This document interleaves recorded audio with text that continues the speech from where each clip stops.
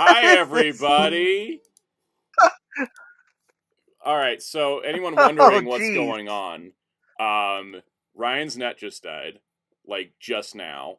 My Discord app was taking 60% of my GPU for some frickin' reason. So here we are. I'm gonna figure this out. I don't even know if you can hear Jerry yet. I'm gonna work on that. Yeah. I think you're coming through. Yeah, you're coming through. Okay. Yeah, I'm the only one here who seems to not be dying. We need your strength in these times of need. Also, I gotta lower your volume a little bit because the browser settings are different. Oh, I'm loud again? Yeah. Oh, right, that's right, yeah. Yeah, the icons aren't working because it's not going through the Discord thing. Hey, there's Ryan. So I think your net affected mine. Yeah. No, it's my... Ryan, guess what? My Discord app was taking 60% of my GPU. Again? 60. OBS ain't even taking that much. So anyways, we're just going to keep rolling along. I don't know how to get the icons to work, though, with the browser Discord. I don't think you can. Are we live yet? Are we sitting to make sure we're live? Because I was like, let's just start. Everybody in the chat was like, where are you guys? Yeah, with today's news, of course Air goes bad. Yep. On top of that, I don't know about you, Ryan, but where I am, it's storming like crazy too. Oh, no. Oh my god. Everything's going bad everywhere for us. Hellfire says, why is Ryan talking like he's in a tunnel 300 miles away? Because his internet died right as I came back. Yeah. As soon as I got back in, his internet died. Yep. I don't know. Happy birthday, Lord Jaffrey. At least something good's happening. Something happy. Something happened. Anyways, oh my! Don't we have God. to give out memberships? Let's deliver some memberships before anything. Yeah, I was gonna do the gifted memberships I didn't do last week, but let's see if it will let me. This is a 2-part process. My gosh, it is one of those days. It's one of them damn days. So like, yeah, I'm trying to get the. I don't know why the icons aren't working, but anyways, I think because you're using the Discord browser, right? So yeah, I think that's probably why. Might be because they're done through the Discord app links, right? App, yeah. Apple link. Mm-hmm. Ready. Sorry, my brain's got vocal stems inside of it of just things I like. Anyways. Gary, used car shopping on my can't own hurt. stream. Go away, Carfax. What a way to start. They don't give you premium. Yeah, no. YouTube doesn't give me premium. Or at least a discount. YouTube don't give me premium, and therefore I am not paying for premium. I'm not going to pay for premium. I'm a freaking YouTube partner. I could try to fix the reactive part, or do we just keep rolling along as is? You know what? Just turn them off. Just pretend. Use your imagination. You guys can hear them, right? You guys can hear them. That's the important part. Yeah. Yeah, exactly. I might be bad called. I may be bad called, but at least you can hear me. Yep. All right. What are we doing here? So, gifted membership gifting. There we go. There we go. All right. Here we go. Sorry, I've been listening to music all weekend and not watching anything because the news has kept me locked to my Discord server for 3 days. All right. So, congratulations to the following: Kaiju 1954, Oni-Chan, Crestfallen Thoughts at Midnight, Infinite 1985, Common Jojo, Patty, Master Ben 95, Phil's Nerdyverse, Mohammed Diop, Jess Hood, and David Johnson. And thank you, Toma. Congratulations. Congratulations, everybody. And thank you, Toma, for the monthly super chat. And we're doing well, just not technologically. Yeah, exactly. Yeah. Physically, we're fine. Physically, emotionally, I'm actually. Yeah. Someone will me. It's my emotions being always out of whack. It's fine for today. I would say, talking about music, after our big nostalgia talk of last week's stream, I got a big YouTube nostalgia kick. I was listening to old music I used to listen to back in the day of early YouTube, aka all the classic A and B songs, in Linkin Park, I think it was Linkin Park. Like in the end, it just even Yep, that's Linkin Park. Yep. All those stuff like Aqua's Barbie Girl and stuff like that. Like, did anybody else see listening Sabrina to all Carpenter those. singing Barbie Girl while wearing the outfit from the Barbie movie? Because that was amazing. Thank you, Jamie's World. Oh, thank you, Jamie's World. I think my net's back, so good. I think Discord just needed to load back in, so I'll head back once Discord loads again. Jamie's World gifted memberships too. Congratulations, Dr. Grid, NXT, Cameron Meter, Toku Taku, Muteki did not, and he just said hi, but the green threw me off. Hello? And Taurine Asa. All right, I think I'm back. Yes, we hear you. You're fine. Right, good. Yes. Okay, You sound good now. You don't sound like you're in a tunnel. Hooray! Thank you, Jamie's World, for those gifted memberships. Chat, you're on my audio doctors for the week, so if there's something off, if somebody's coming in too loud, too quiet, let me know. Yeah, because he's on the app. Yeah. I mean, you're on the browser, so yeah. I'm running with the shadows of the night. Baby, take the wheel. It'll be all right. Thank you for the super chat, Master Ben. Favorite NECA TMNT toy for each turtle and shredder? Go. I don't like any of the NECA shredders. The movie ones. For the turtles, the movie ones. The movie ones. The turtles. I agree. I haven't gotten the 2012 shredder yet, but like that looks like the best shredder so far. Yeah, I currently don't like any of the ones I have. So, that's just how it is. But how hard is it to do shredder? Apparently hard. Oh man, but. I know, right? Weirdly enough, but still, like listening to the classic old and like they got that. We got what's that? You guys remember the Numa Numa song? Oh my god. That will stay out, didn't they? Yeah. Yes. Yep. I know. I also like, man. Looking back, like, man, like early YouTube A&B songs, people really love that Eurobeat techno songs back in the day. Remember that guy that made that parody Eurobeat song that actually was a banger of a Eurobeat song? It's like a year or Kyle so Gordon ago. making the yeah. They even made a parody of it with his permission on Simpsons. Yeah, now that was great because it was funny. Like it had like the lyrics were insane. Like "Women are my favorite guy," and I was like, "Why does this actually sound like good Eurobeat?" Yeah. Another one. Seeking Casada's every time we touch. Oh, that was the song for all the shipping AMVs back in the day. How many Naruto AMVs were that? Do not give me encoding overloaded OBS. Not right now. You were on my good list today, OBS. Stay on it. It'll do it even when it's great. By the way, I'm rocking my Mr. Terrific jacket today because I feel like wearing a jacket with fair play written on the sleeves is appropriate for the news. So dark side. Naruto AMVs were my gateway to rock music. I think it's like my taste in music is basically I don't know if you remember this, but the Linkin Park DBZ movies used to be called Linkin Ball Z. Remember that? I do remember that. There were so many. I was gonna say my music taste was influenced by the first ever the first ever AMVs I ever watched. Dragon Ball Z Cooler's Revenge and Broly the Legendary Super Saiyan. yes. If you ever it's so funny because like people at the time we just like kind of took it and rolled with it. But a lot like you look back on it and it's like you watch like Cooler's Revenge with the metal music soundtrack and it literally looks like you're watching like strung together AMVs. Yeah, it's amazing. I mean like. Going through that kick, I'm like, man, like I get nostalgia for like all the animes I watched during that YouTube time. Like, I like, man, I was like remembering, like, oh yeah, I used to watch like Haruhi Suzumiya back in the day, and those kind of those like great animes. Like, God, I got the case of the olds. Yep. It's like nostalgia tripping. It's like, ugh. The worst time is when you try to remember the worst moments is when you remember watching a video. You had like a key memory of a certain YouTube video, but you don't know the channel or the name it came from, so you can never find it. you ever have moments like those? Oh, totally, all the time.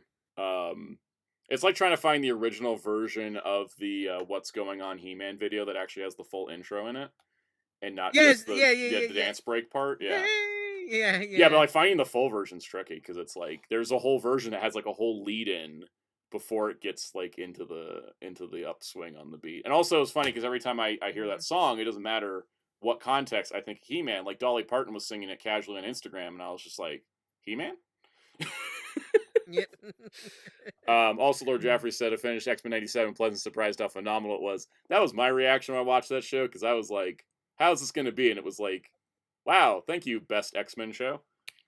Like, legitimately. Can't wait for season 2.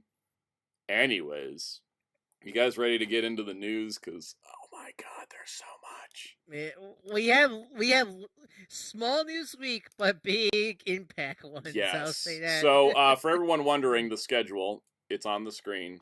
We're going to be covering all the news. It's just similar to last week. Like, we cover all the non-Sentai news, and then we cover the Sentai news. Sentai at the very end. It'll never end. I swear next week we get another Sentai news drop. I swear. Probably. So, the reason why I structured it this way, because some, there's like different ways to do different, news shows. Like, sometimes you put your top story up front, whatnot. The only reason I'm putting the top story on the back end is because it will feel really awkward talking about literally anything else after that. So I figure okay, so we're gonna talk about this very, very dramatic news story. Toys after that. I can't talk about Miss Piggy after talking about the Gozyuger situation. So, it's just gonna be like that. Now I have the mental image of Miss Piggy kicking the shit out of all the news agencies, all the actor agencies. Then though, I do appreciate Miss Piggy's energy. So that's how we're gonna do it. Dark Sal said it's a heavy news week. Earlier, Psycho's said it's like a heavy entertainment week, and I was like, so you're telling me is that this is gonna be a heavy entertainment show? So on that note, let's look at last week on the channel, where sometimes I get scared by like audience numbers, because like collectively, like, holy crap, guys, last week's videos pulled in like 10 times the amount like a normal video does between the two. And I'm so happy about that. Like, I legitimately very excited that both the DC Finest 1 year in and the Shin Godzilla Blu-ray breakdown videos did like incredibly well. So I just want to say thank you everybody for that. Also, because now the channel went from it was, I think last week, the subscriber count was at like 30.8, I think, and now we're at 31.1. So welcome all new people, and thank you all for coming up, and thank you Muteki saying, oh come on, Seta, Blu-rays and comics are your best. I appreciate that, because I had to, as I was figuring out what to do with the channel, because of the way that like the toy hobby has gone, right, with price and everything. I was like, can I pivot the channel to not be reliant on toys? And I can say for certain, yes, I can successfully can talk about other things. And everybody who has been supportive of those videos and the transition on things, I really, really appreciate you guys, because it's not possible without the audience also being there. And to see a comic video do 3 times the views of a Marvel Legends X-Men video warms my heart, because that means I can keep doing comic videos like that. Toys are fun. Toys are fun to talk about and like mess in hand. Toys are very difficult to shoot a narrative video around unless you have a full unless it's a full like retrospective or something like the every X-Men team, which I need to update when that stuff comes out. Or is things echoing? I'm hearing echoing. I heard the word echo. Oh wait, I know what the echo is. I'm echoing. I'm echoing. It's the black hole. Black hole being on. Oh. It's picking up black hole's picking up Discord, but the browser screen is picking up Discord because it's on a browser tab. Oh no, here I go again. All right. Anyways, I think that should have fixed it. That's why we need you to tell us. Yes. Yeah, that's why you're audio doctors, chat. Appreciate you guys. Appreciate you guys letting us know. So, anyways, we're coming in good.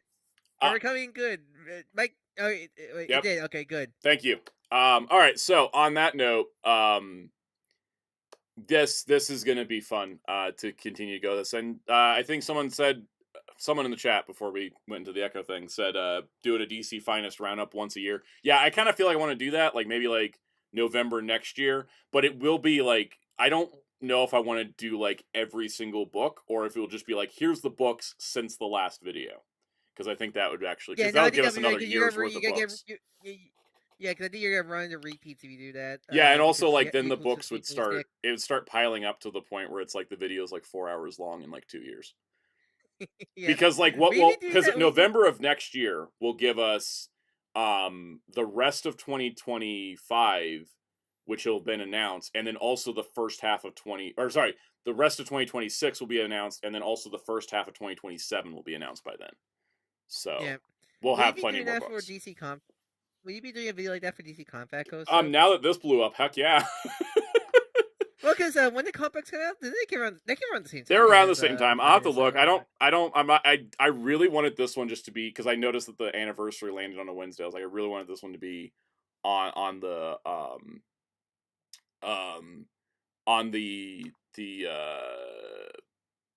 wanted to be on the day. Anniversary. Yeah, but with compacts I Anniversary don't have of to the do. I'm day, gonna yeah. add the compacts to the list now because I think compact, because I think essentially you talk more again, compacts are some of the most important books out. I think right now for DC, especially because it's affordable comics.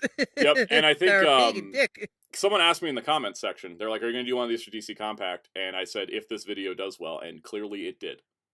So we've got a lot to do that. Yeah, and Blade Raider said maybe make a note when something continues a collection, but yeah, just continue left off. Yeah, I was going to be like that. So like for example, if they announced the next Batman volume after Dark Justice, I'll be like, this follows right up from Dark Justice. Like I'll kind of, connect them in that way. So that way there's still like that sense of continuity and like the sense of what order they go in. So I think that's important. Also, if any contents change from now until release, I'll double check those and update those. I'll have like a section be like, last time we said that the Demon collection had Demon 1 to 16 plus some other stuff. Here's what the other stuff is. I will not do it for Marvel Epic Collection though. That is there's already like 400 books. I can't do Marvel Epics in the same format.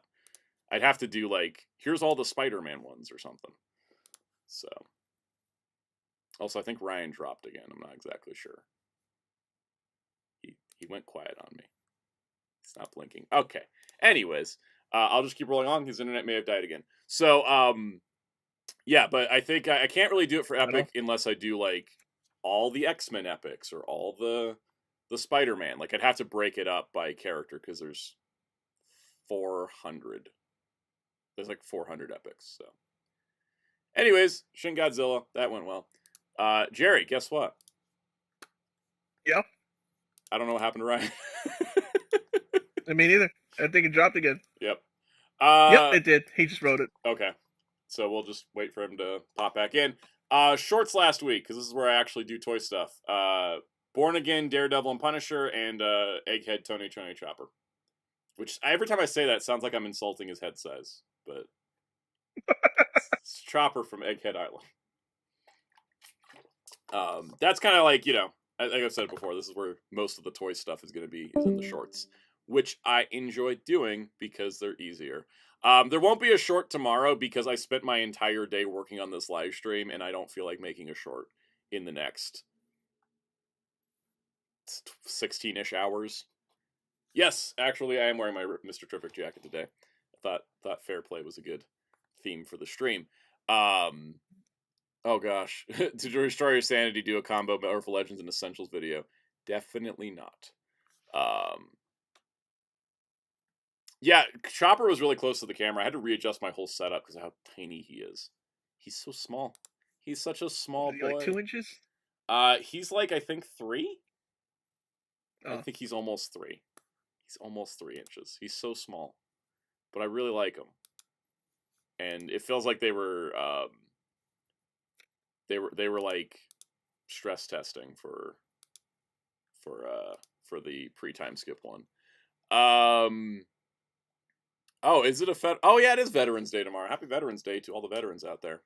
I forgot that it was. I forget holidays exist because the way that my grind works, I don't really have days off. That's the why phrase. I went out today. Yeah. To do the errands I was going to do. Because I was like, tomorrow's Veterans Day. That's why I go out on Fridays. Because, cool. like, Friday is the day I don't have to work on anything because I already like, Friday's video is already posted before Friday, so I get Fridays to do whatever. Yeah. My dad is a veteran, yes. Thank you for remembering that, Miteki. Okay, so Tron Haslab, 14 days to go, 1,139 backers. It totally has a chance, guys. It's totally going to make it, right? It's totally only at 11%. 14 days to go. Unless something happens. Man, Tron, huh? I would love that myself. Shoot. I would love that for $100 cheaper. That too. Because remember that Simpsons scene? Anybody seen Tron? No. Yes, I mean no. Yeah. Anyways, that's it on that news. I really have nothing else to say about the Tron Haslab besides there's a lot of people that are like Hasbro should just cancel it to save themselves the embarrassment. Like just pull out. Right? Because it ain't happening. It's That's what I was thinking. Like, okay, it ain't making it, just can it. So yeah, save face. Yeah. At this point, they're just like, and it's funny. I was at a couple places this weekend, and I was talking to people who are toy collectors, and again, I have not found a single person, like an actual person, that has backed it. I can only find like the only guess I can make is it's just all the resellers that just buy every Haslab automatically and they don't think about it. Like it's my only guess because like I don't know any real people. What I'm thinking. Yeah, it's got to be right. Like there ain't real people backing this thing. Because if there was like somebody backing it, you know, like an actual collector, they'd be going around calling everybody cheap for complaining about the price. You know what I mean? Like it always happens in the toy industry, right? Like in the toy fandoms, there's always some asshole who's like, "You all are cheap for not spending the money on this," as opposed to like, the reasonable response of like, "Yeah, this thing costs too much. I'm just going to do it because I can," kind of thing. Like me with my Cyberpunk Blu-ray, like that thing is too expensive, but I bought it anyways because I have a problem. New Techie's like maybe Jared Leto backed it. Maybe he did. He needs a figure. It's what he's like, I gotta back it, or else I'll never get the toy of me. Exactly. Yep. He seems the type. He seems the type. That's for sure. All right. We have one piece of Blu-ray news which came in while I was working on the notes for this stream today. Discotek is going to has a very special announcement tomorrow. They'll be announcing one title here on social media. Big one that means a lot to us and a lot to a lot of you. We have an unhelpful clue for now in the next post, and it was like an anime girl making shark noises in a shark costume. It was a 5-second clip that I had to watch a 15-second ad for. Once again, where's my free YouTube premium? So, yeah. Ryan says you're gonna do a follow-up Haslab video about it. In theory, I did just freeze. Again? Oh, okay, no, we're good. We're good. OBS just being okay. Weird. Yeah. Why is everyone saying A? I'm confused. Is this thing? I don't see anything about A. No, people in the chat are just saying A. Yeah. I'm saying A. Gura from HoloLive. Oh, okay.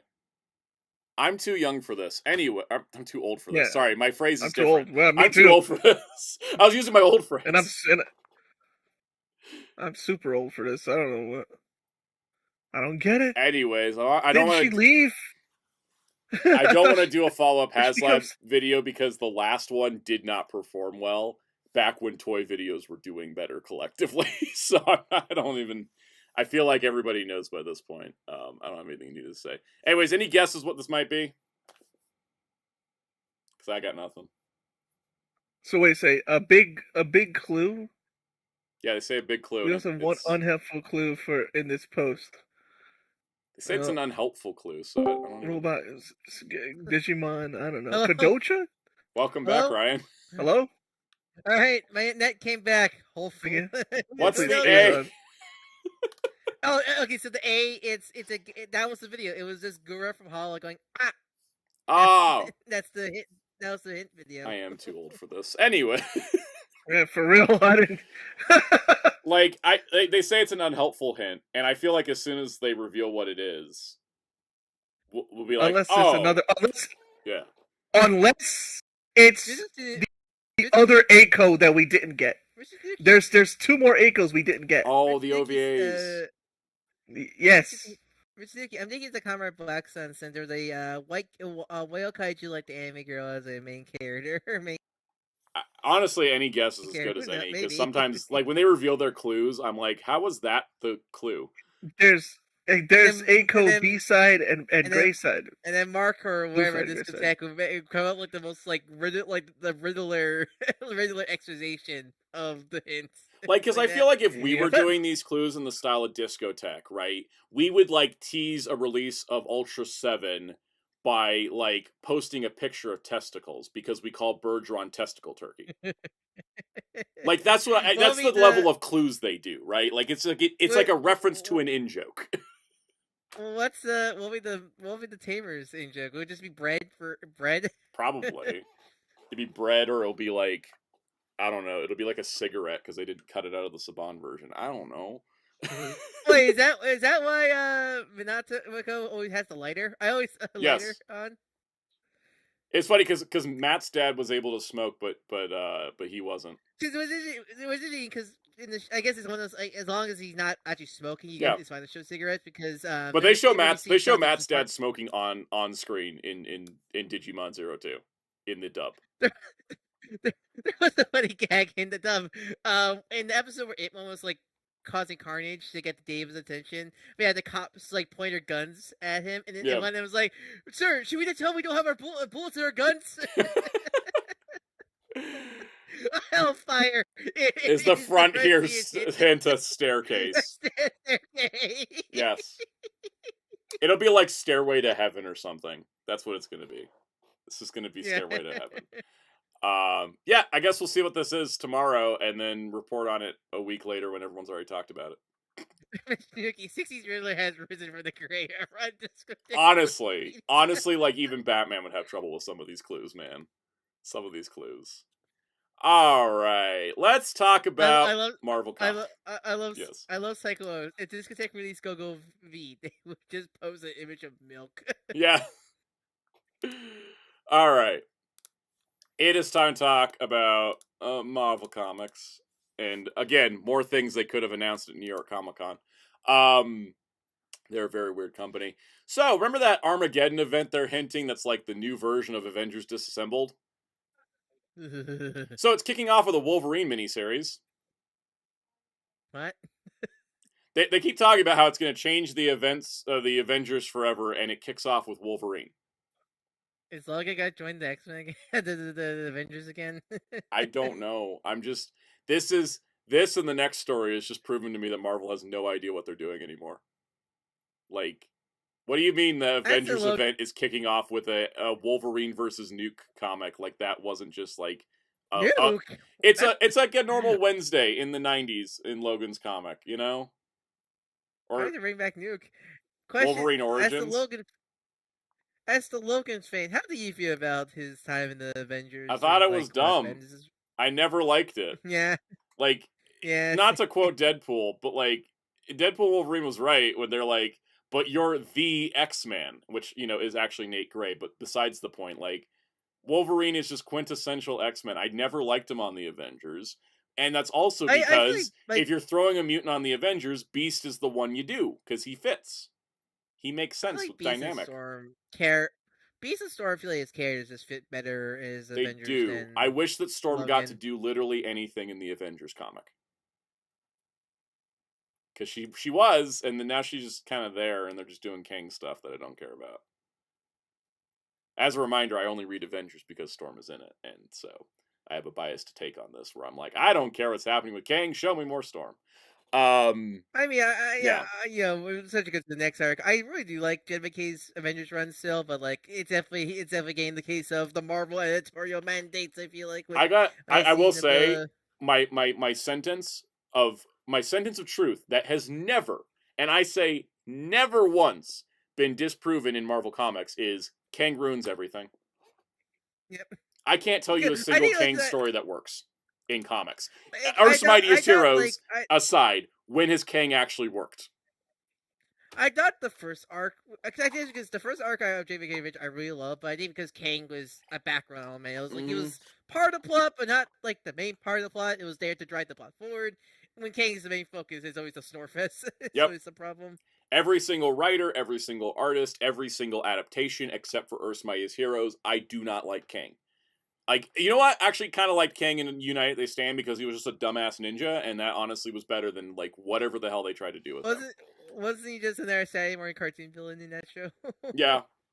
I see. The thing is, Young Avengers had a good King story. Yeah. Guess what? It also, the book got canceled like immediately after they did it. Same thing with Avengers Academy. They brought King in, book got canceled. I'm like, come on, just stop using King. I think the problem with King, King was a big part of the Doctor Doom solo comic, but that only lasted 10 issues. Actually, how does Ultimate Universe King counts? I don't think it does, because that's all dead too. I mean, also, like, that King is different because it works differently. Yeah. And all that stuff in that context. But with all it stands, King ruins everything. Just how I think the problem with King as a character. I think the problem with King as a character is because he has like 700 backstories or something like that. That no writer can agree on what his backstory is, and thus he just becomes a mess of a character. And honestly, I read the first appearance of one of the King variants recently because I've been reading Kirby's Fantastic Four again, like completely in order this time, and even that was the weakest issue of that era of the comic. Because I think like the idea of King is not. I mean, like I'm a kind of a sucker for these kind of time travel villains and such like that. But I think the problem with King is I feel like there's no focus on King. Because I think when you think a time travel villain, you need to have a nexus point of why they're doing all this stuff. Mm-hmm. King really didn't really have that because it keeps changing. I feel like every single writer has a completely different idea on what to do with them, and then ultimately it's like, well, what even is the character? Just a giant plot device. Yeah, I think that's always.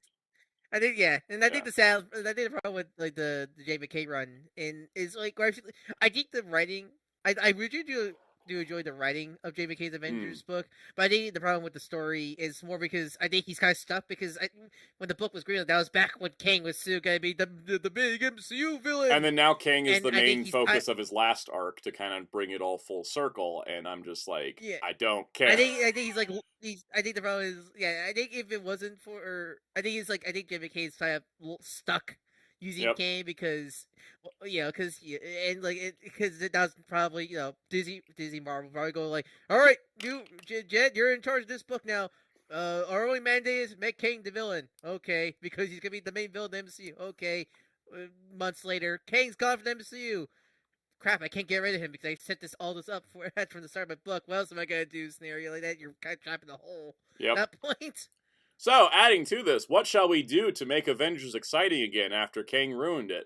What do we do now that like Marvel has been canceling every book that runs several issues? What do we do to celebrate 800 issues of Avengers? Let's bring back a guy that wrote Avengers for like already a long time because Brian Michael Bendis is returning to Avengers. That phrase scares me.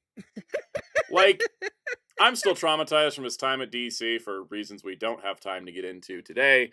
But apparently, it is going to be the 800th landmark 800 issue of Avengers. Bendis is returning. It will be done by the main part of the issue will be done by Jed McKay, and then it'll have a 14-page backup story by Bendis, probably transitioning into him taking over the book again, because that's what I've been seeing the reports on all the tabloid sites. I call Bleeding Cool a tabloid site, but anyways.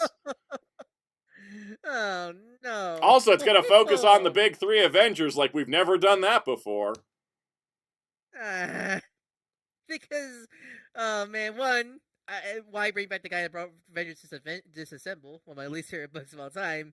And two, man, really? Because, like, that's the one thing that would make me really love the McKay run is the roster characters. A.K. Carol's the leader. And now we're going back to the main ones. Like, I like it, and that's why I don't like the main ones, but, like, that's so boring. I feel like this part is just the flashback. I think they're doing a flashback story for the anniversary, but since they're calling it the return, I think that confirms the Bleeding Cool article that he's taking over the book from that issue onward. Also, maybe because of past experience, I don't trust Bendis. Like, if they're gonna keep a similar roster, maybe with some rotating out, I don't trust Bendis writing like characters like Carol and such like that. Yep. I don't want Bendis writing Storm again. Please don't do that to me again. There's a lot of Bendis stuff I like, but I'd rather just put him on somebody he's not already done before. I think this is Marvel's problem, right? Who's the current Spider-Man writer? A guy that wrote Spider-Man for a ton of years. Oh, Kelly, yeah. I think that's new people. I can't think of any book. Yeah, literally, I can't think of any book I actually liked from Bendis. Honestly, all the Bendis books you I need to read his like, Daredevil. all the Bendis books I read. I need to, yeah, but like every Bendis book I read, I always go like, bleh, or eh. The Bendis like, books I never, like are Daredevil, early Ultimate Spider-Man, because honestly, every other writer that took over Miles after Bendis was better with Miles. Yeah, so much. It's like, hey, black writers write for a Yes. black character helps a lot. So I like his Daredevil. That's number one. Number two would probably be the first half of his Guardians run, the pre-Secret Wars stuff, and then like number three, probably like Infamous Iron Man. That was pretty solid from him.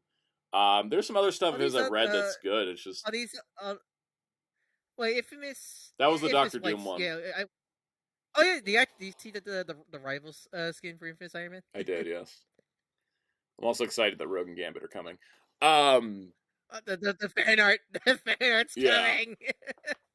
Yeah, Mr. You said even his good stuff has issues though. Like there's out of place quipping in New Avengers. That's just his writing style. It's not my favorite. Oh, he wrote Dark Avengers, right? Did he write Dark Avengers? Because I like Dark Avengers. Let me double check. Double check if that was him. Double check. Kept getting distracted by the Diodato art where everybody's like hyper realistic and overly muscular. I know, you can see every vein pop in Norman's face. Bendis is writing. It's similar problems I have with Whedon a lot of times. Yeah. It's just where it's either too quippy or I think my problem with always Bendis is just the tone. I have a problem with Bendis. Like this is also in this more recent time. Like his Legion book, every single character had the same personality. They all talked exactly the same. Let's see. Yeah, it was Bendis wrote Dark Avengers. Okay, well, I like Dark Avengers. Add that to my list. That's going to go after Daredevil and then Dark Avengers. Because the thing is, I think because Bendis' humor style is like this very sarcastic, like kind of jerky attitude on characters, it really works for Dark Avengers. Give him a villain book again. I think villains work better for him because I don't know. Like I think my problem with Bendis writing is he always makes every character an asshole. Yes, I feel like everyone. It's just I hate. Everyone's a sarcastic dick is the problem. Yeah, I really hate how he writes Hawkeye, and I sadly think that Hawkeye bleeds into a lot of adaptation material a lot, which I hate. Yep, hate a lot. We need more Jeff Lemire Hawkeye. Why was that only 12 issues? I know, right? Yeah. But yeah, no, that's my problem with it. Like, there's always this kind of like very, I'm not sure cynical is just the right term, but there's something like I don't know, like it feels like every time there's a good moment, there's gonna be something really horrible. It's gonna happen this next minute, which I think that's also probably why I enjoyed his Guardians, pre-Secret Wars Guardians stuff because like everybody being snippy at each other is just in character for them. Yeah, I think like any characters that fit that mold works fine, and that's my problem with his Avengers stuff. Is like, I like when the Avengers are friends. That's what I like about the McKay run when it first started, is that everyone's like good pals with each other and such like that. Also, I'll say this forever: Bendis is a great ideas guy, not so much as a great writing guy. I think he comes up with a great idea. If he could have a job where he just came up with ideas and then someone else could write them, that'd be golden. Yeah, I know. Because he's good at ideas. AKA every time a character he created gets infinitely better once it's off his leash. Yes. Yeah, no, I think so, because it's like, it's just one of those things. Anyways, we need to move along, because I could sit here and talk about this all day. Sometimes on this stream, guys, I may run a little long in a news topic, because our Gozyuger topic is a little heavy, and I'm kind of avoiding it. Also, you gotta start with comics. It will never end. Yeah, no, that's why I always try to put comics at the top of the show, so it gives me motivation to, like... Yeah, Mr. Suzuki, that's it. Perfect executive producer. I totally agree. Because he's also, like, a producer on the Daredevil shows and stuff. I think it's great. I think Bendis has got a lot of good ideas. I just think his writing is not as strong as some other writers, and so, like, you could just pair him together with a good writer to, like, write out his ideas, and you'd have, like... You have gold right there. All right. Speaking of needing gold to buy something. Yes. Let's get to this. So we have here the Frozen Firefox browser. There you go. So let me click over to Toy News. Toy News. So we have the Keras AMK Pro Otaha Regenerate version, which is actually a different version of Karis than Storm Collectibles made. This is coming from Yellow Park, so this is legally a model kit. You want to see? You want to see the moment where I went like to Yeah, let's look at the photos first. Let's look at the photos first. The photos. God, it's already started. He looks great. It's nice to get the regenerate form because you got the extra gold. You got the cape, which is cool. He's got the sword. I know Garo and Karis came out in the same year. Can you tell there's something in the water?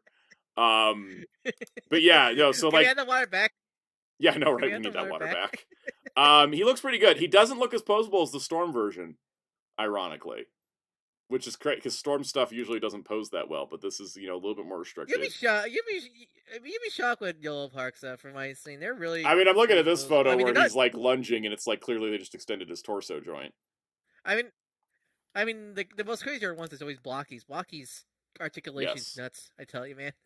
With their figures. He does come with the second sword, which I'm really happy to see because people forget he had a second sword, including Tatsunoko vs. Capcom. They never used the second sword.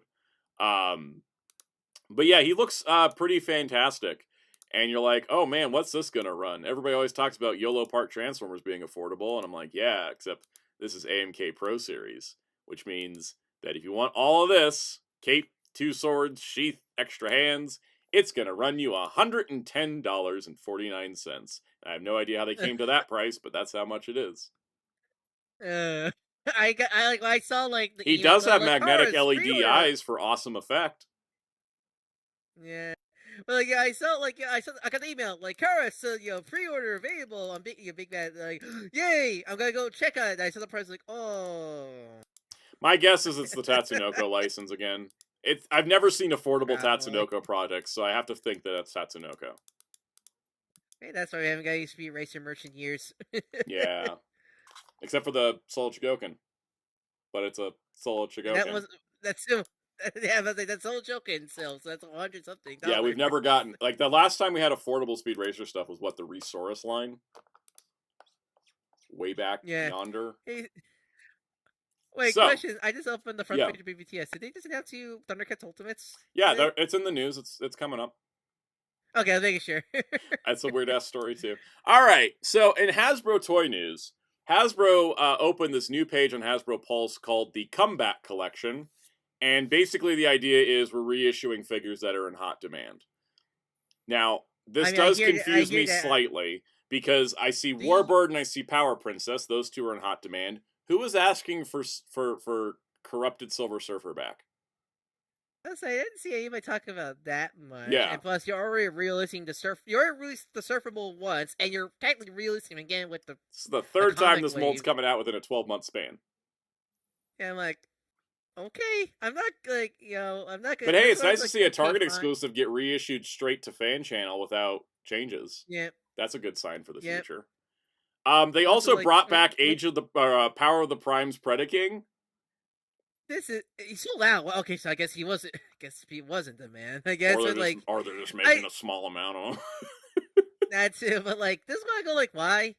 Like, removing like the pins on the figure itself, which we're clearly getting a redo in a couple years, right?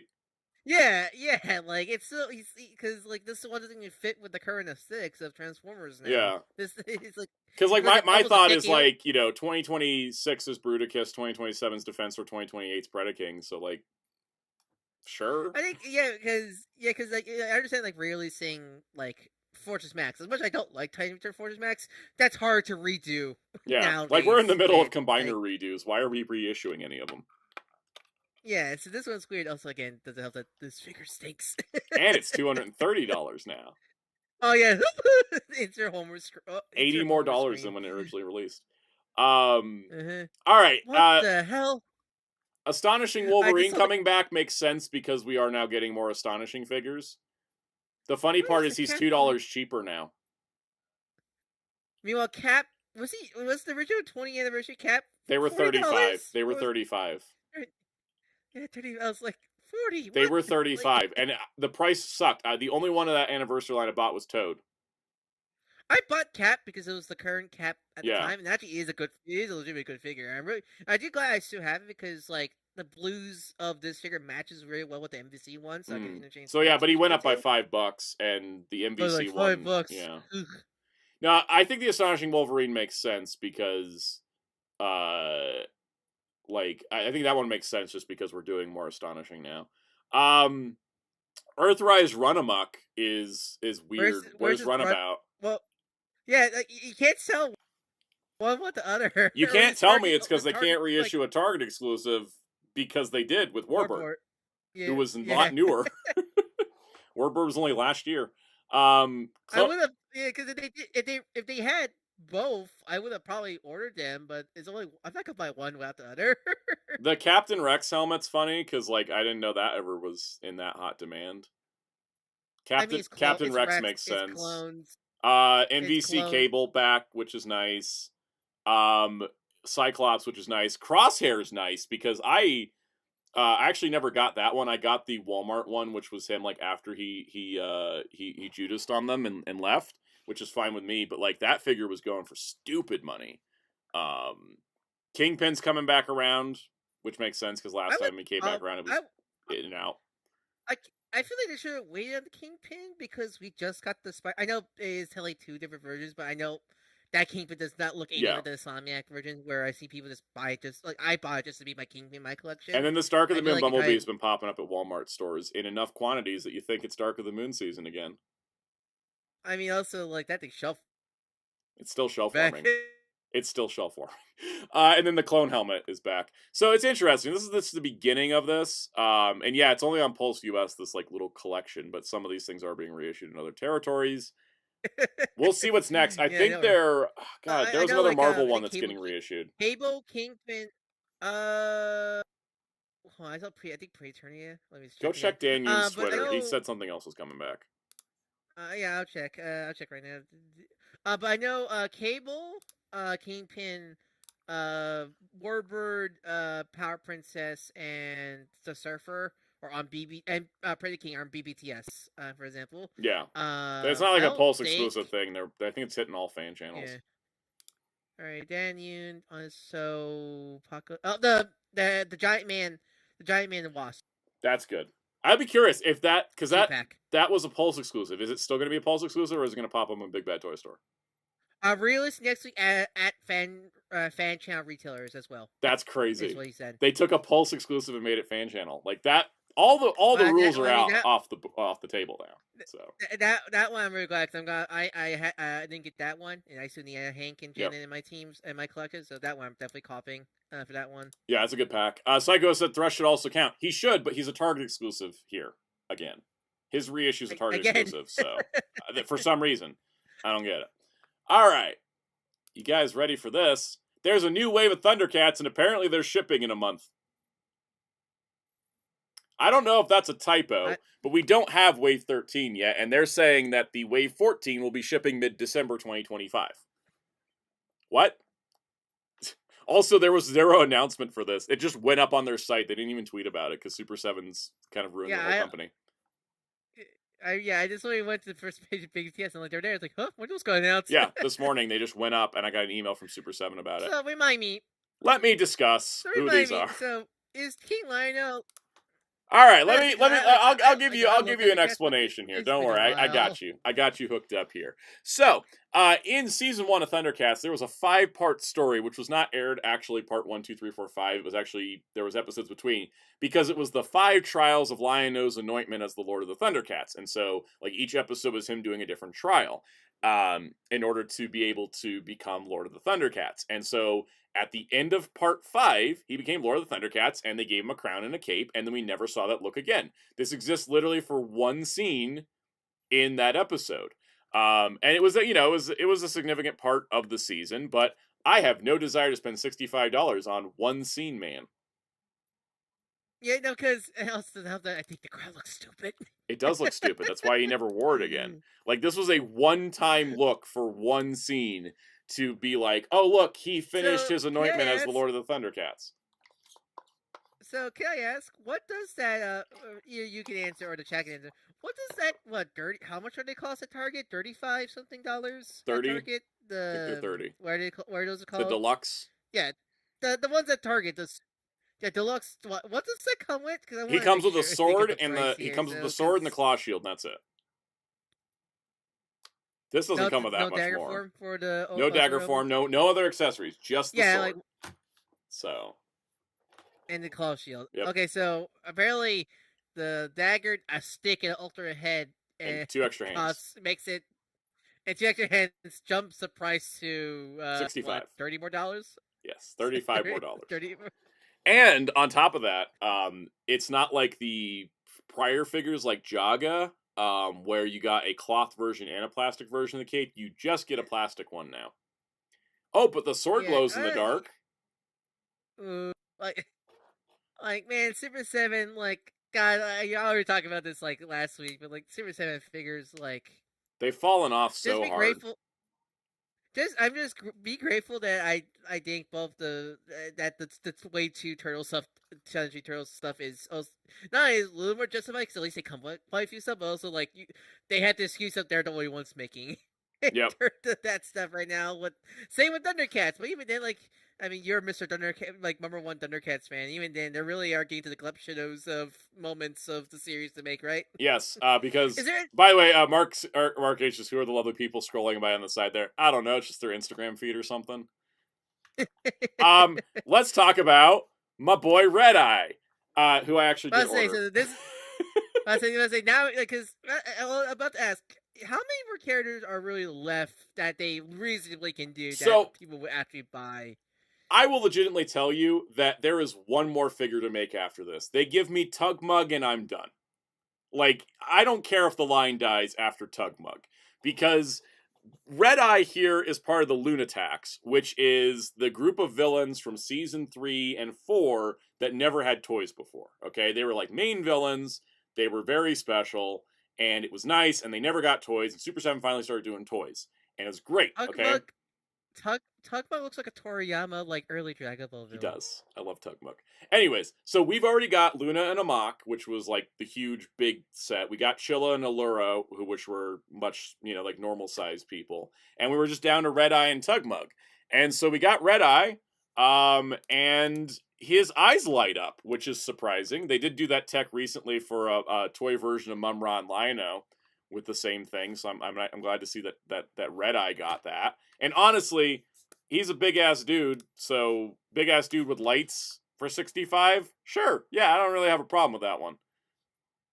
Tugmug does sound dirty, because I'm saying all I need is Tugmug, and that sounds like I'm asking for something sexual. Yeah. But because I mean, you're seeing how there's just 2 figures, so like I think this line's almost done, and not like it's canceled. Like literally, who else could they do? They Tugmug do at this point scenario. Yeah, they're out of variants of the main characters. The LJN versions aren't selling well. I will have one. There'll be one LJN toy that I'll have that doesn't have a Super 7 equivalent, and it's the random Walrus guy, because he's not important enough. Question: did they do the naked versions of there for episode 1? No, they didn't. They did not. They said they wanted to. No, they. Oh no! They did the. They did Kid Lion-O, but he did have clothing. Because it was the Thundercats Kid Lion-O from the 5-parter where they were all turned into children. Or as I like to call it, Rascals, but Thundercats. Well, I swear, they're gonna find a way to do the naked versions. I feel like they would have by now, but I feel like they burned all their goodwill with everybody, so I think it's just kind of... And sadly, I don't think, since after all the fireworks, they will do 2011, like they did with Turtles, because I feel like... No, because I think the only reason 2003 Turtles happened was because of Kyle Wodiga, and they fired him. Yeah, so there's no chance we're getting 2011. It'll be crazy though, because currently Big Bad says that that Nada, Cruncher, and Safari Joe are supposed to be November, but like I haven't seen anybody get them yet, so I don't think that's happening. It'd be very weird if Red Eye and King Lion-O actually ship in mid-December. Also, I bought all the unique characters. The only things I didn't buy was like army builder guys. Like I didn't get the reptile army dudes, and I didn't get like the Thunderian Royal Guard, because I was like, why? Why do I need to? I still question how people bought the cat's lair and found a place for it because that thing's like. If you are in a position where you had a good career thing going on for you and you have a 3-story house, yeah, you can totally find room for it. That's the same reaction I have when I see people buy that stupid ass third-party Metroplex that's like the size of a child. Yes. That thing literally terrifies me. I saw someone. This is the guy, Termaga the Tuska. That's the guy. I have this LJN figure. He was in 3 episodes, so like you could make him, but that's it. Is he a Glup Shido? Ryan, they've made every character that's not a Glup Shido. Even the Lunatics are Glup Shidos because they never had toys before. True. We are beyond the Glup Shidos. They never did? I grew up watching the Lunatics a lot. They didn't have toys? No, they were supposed to. That the toy line got canceled before the show did. Dang. Also, for people of interest, Boss Fight City released pre-orders for Garfield, Boss Fights Garfield Way 2's out with our man John Arbuckle, the legend himself. So happy. Also, the other one, I forgot her name, but like she looks really weird in the boss fight style. Arlene. Arlene, yeah, something's off with her face, and I think it's the faceplate thing. I think it's her, because her eyes are huge. Yeah. Okay. Let me look at this here. I'm gonna. Oh, OBS froze. I was gonna say this. All right, here we go. My last thing on Thundercats for the days. Come on, OBS. You can do it. There you go, buddy. All right. Oh my god, your streaming setup is so precarious. I'm gonna work on it this week. Okay, so if you look at the LJN line, who got toys that doesn't have an ultimate? All right, so we got those. We got all of them. The Tuska Warrior.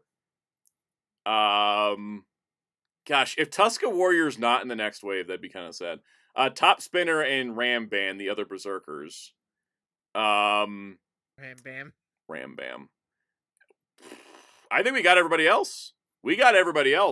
Yeah, because we're coming down here like unproduced figures like Red Eye, but did they do the other Burbles? No, they didn't. But honestly, like none of them have enough significance to do. Like you could do Bell and Bert, but like at this point in the line, so Bell and Bert.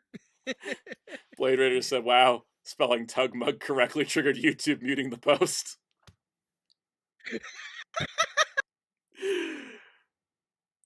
I don't even know what to say, guys. I don't even know what to say to that because, like, that's literally his. Oh, he has a hyphen in it. Maybe that's what makes him like okay for work. You put the hyphen in Tugmug. He's like Spider-Man. Is it Spider-Man or Spider-Man? Yes. Look at this Toriyama ass villain design. Just behold Tugmug, okay? Just behold Tugmug. Do you remember Muscle Tower? Yes. Specifically, he looks like he's that Muscle thing Tower. that he had to freeze. Yeah. You know, he looks like the one Goku had to freeze. He's like that guy fused with Dynamo from the Schwarzenegger Running Man. Yes. Singing opera. Yes, exactly. Tugmug should be singing opera. That or on a boat, like. Yes. Oh my god. I was gonna try to see if I get a picture of him with his legs because I don't think people realize he does not have legs. I think there's a reason he got saved for last. Wow, there's really not any shots of him in the show. Here we go. Here's a shot of him just like freaking flying or whatever. When the line is like fully done. Psycho has called him American Dodoria. There he is flying on his 3 little nipples. When the line fully finished, will you do like a big retrospect video on it? I might. Like when they say we're done, I'll probably do it. I will also probably be like super critical to later waves just being really bizarre. Because I think one of the things they should not have done was the toy variants. I think the toy variants were a big mistake. Because it started lengthening the line too much. I'm the only one that would do it too. I think because you're the only big Thundercats fan I know that bought majority of the figures. The only person that bought more than me was We Want More Thundercats because it's kind of in his name. But but like I can't think of any other big Thundercats fans that would do a video like this that isn't a jerk. That's all I can say. Yeah, sad part about the Thundercats fandom. It's Thundercats. I love Thundercats, but the fandom is a tiptoe one. I'll say for now. It's how I very tiptoe. Feel about it. Very yeah. I don't like touching that one with a 10-foot pole. As my comment section shows, they bleed over to whatever content you make about Thundercats. Me points out the problems with the figures. You're defending Super 7. Where did I actually do that? Comment section. Yeah. Anyways. Fought somebody in the comments this weekend and won, so I don't engage in comments that often when they're like overtly negative, but someone said a personal thing about me and I took it personally, and it's how it goes. Yeah, you come for the king, you better come for the head. All right, so Lego Star Trek. Time for sounds utter hyperfixation. I say other like there's only 2. I don't actually like this set. Sam, let's face it, you wouldn't be bored if it wasn't for Star Trek. Let's be honest. Specifically the Next Generation as well. Like, so the collective result from me looking at this and showing it to my parents was, wow, that feels like it could have been better. Because I honestly don't understand why this set is like this. From what I've seen, anybody that is a Star Trek fan feels the same way. I think, like, of course, like regular Lego people go like, "Oh wow, look at this thing! It's so fancy." But like, if you're a Star Trek fan, you go like, "Wait a minute," because like, scene of a lot of people were talking about the shape of the ship, which I actually don't have a problem with. It's bricks. It's going to be how it is. I'm surprised it's as round as it is, all things considered, right? It's the best they can do. Yeah. There's some shots of it like this one where it looks terrible, but it looks terrible like that on the actual model. So, you know. Yeah. My issue with it is that they didn't make this fun in any sort of way. You have the saucer separating. The saucer separating is a fun feature, but that only happens in 2 episodes in 1 movie. And then you open up like a replica of the shuttle bay that looks completely uneventful. I saw someone say, and I do agree, why couldn't this make this a micro? Like, they make the ship a micro scale thing. Yeah, like the Star Destroyer. Yeah, it's not that hard to do a micro version of this, I imagine. You know, because the micro figure you probably could put, like the micro figs are about the size of a one by like. I have a micro fig because I got the Lila that comes with the Spider-Man 2099, and she's like, you plug her onto one stud and there's your person. So yeah. The minifigs are nice, aside from the fact they're all missing rank pips, and that's a detail they should have caught. But like, let me go back again. Playmates used to sculpt in and paint rank pips, and even when they didn't sculpt them in, they still painted them, so they did more work here. The minifigures are nice, and it's nice that Patrick Stewart wasn't just Lex Luthor again. But like, what's the point of including them?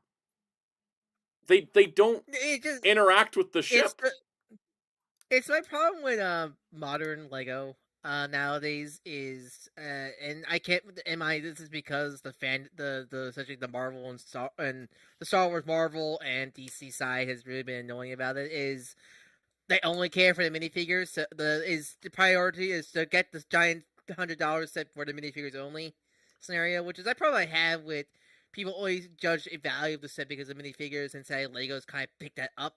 Sadly. Yeah, because like I was looking at like, the X Mansion. I complain about that thing being a little cramped, but like at least you can do something with the minifigures. This you can't. It's purely just display only scenario. Like that. Yeah. This is the. Blader says, isn't the rank on the necks? Yes, it is. And if they hadn't done the detail of the collars on the top of the chest, I wouldn't be complaining about the rank pips. But they added the collars. Where's the pips? Anyways. Isn't there like a typo or like a mistake? Yes, the dedication plaque says to Boldy go, where no one has gone before. Boldy go. Instead of boldly. Also, I do appreciate the age of the model they used to display this, because that seems like the age of people that would actually buy it. That's not ageism, that's just reality. The show aired over 40 years ago. So, I'm trying to figure out... Also, by the way, that stand is atrocious. Like, that stand is atrocious. like you couldn't do something fun with it. It's because I don't think it's the same stand that the big Milano, because I think from what I remember, like the Milano one, the newer Milano they did recently, it's a couple years ago, but the orange one, was able to, you could like pivot and rotate from where it's at. I think this is just a static stand. Like, yeah, and if it's gonna be a static stand, why are you not making like the frickin' Starfleet Delta out of the stand? Why is it just a black rectangle? I think it's like it's pretty like a structural thing. Like, I mean, I feel like you still make. I think you can because Playmobil and their TOS Enterprise, they not only put a bridge, it was not to scale, but they put a bridge inside the saucer section of the TOS Enterprise, and it was a bridge where you can put all your figures inside and interact with it, and it had lights and sound and stuff. And then it came with a stand that it could stand on that was the Delta symbol with the stand supports sticking out of it. And then they also had another Delta symbol that you could hang to the ceiling to hang it from the ceiling so it could fly. How did Mega do their? Because they had Star Trek. Right? Yeah, they had Star Trek. They did TOS. Let me pull up the Mega Bloks TOS. Oh, thank you, Firefox, for lagging while I'm typing. The Mega Bloks Enterprise, which I think actually was not only significant. Oh my God, you can get it for $300 right now. You can get the Mega Bloks Enterprise cheaper. Different Enterprise, but point stands. Okay, yeah, let's look at their stand, because they actually... Oh my God, they made a TNG one back in the 2000s. Oh, they even know they had the Star Trek license back then. I think they had it for like one set. Okay, so... Let me pull up this image separate from this eBay page so I don't get in trouble. Also, there was this company called Blue Bricks in Germany that did like a bunch of incredible Star Trek brick-built sets that all look better than this. And they lost their license because this exists. And so I think there's also some animosity from fandom on that. So here's the Mega Bloks Enterprise, which their stand, not too crazy, but the figures could stand on the stand, and it had the dedication plaque as part of the stand design. I forget, was that micro scale or it was just a display model? It was just a display model. Same with their Klingon, but they also made a separate bridge set that you could put the minifigures on the bridge set, and they had a transporter room set, and those were great because I think that's the thing too with the Star Trek Legos. It would be nice if there was also a bridge play set that was like a separate, even if it was a separate set, it would be nice to have that for that. Because like looking at this, you know, like I like the way that the stand looks because it's very Star Trek-y, and putting the dedication plaque there gives the stand something that's distinctively Star Trek. Whereas the stand for the Lego Enterprise D just looks like a thing you pulled off the Technic rack.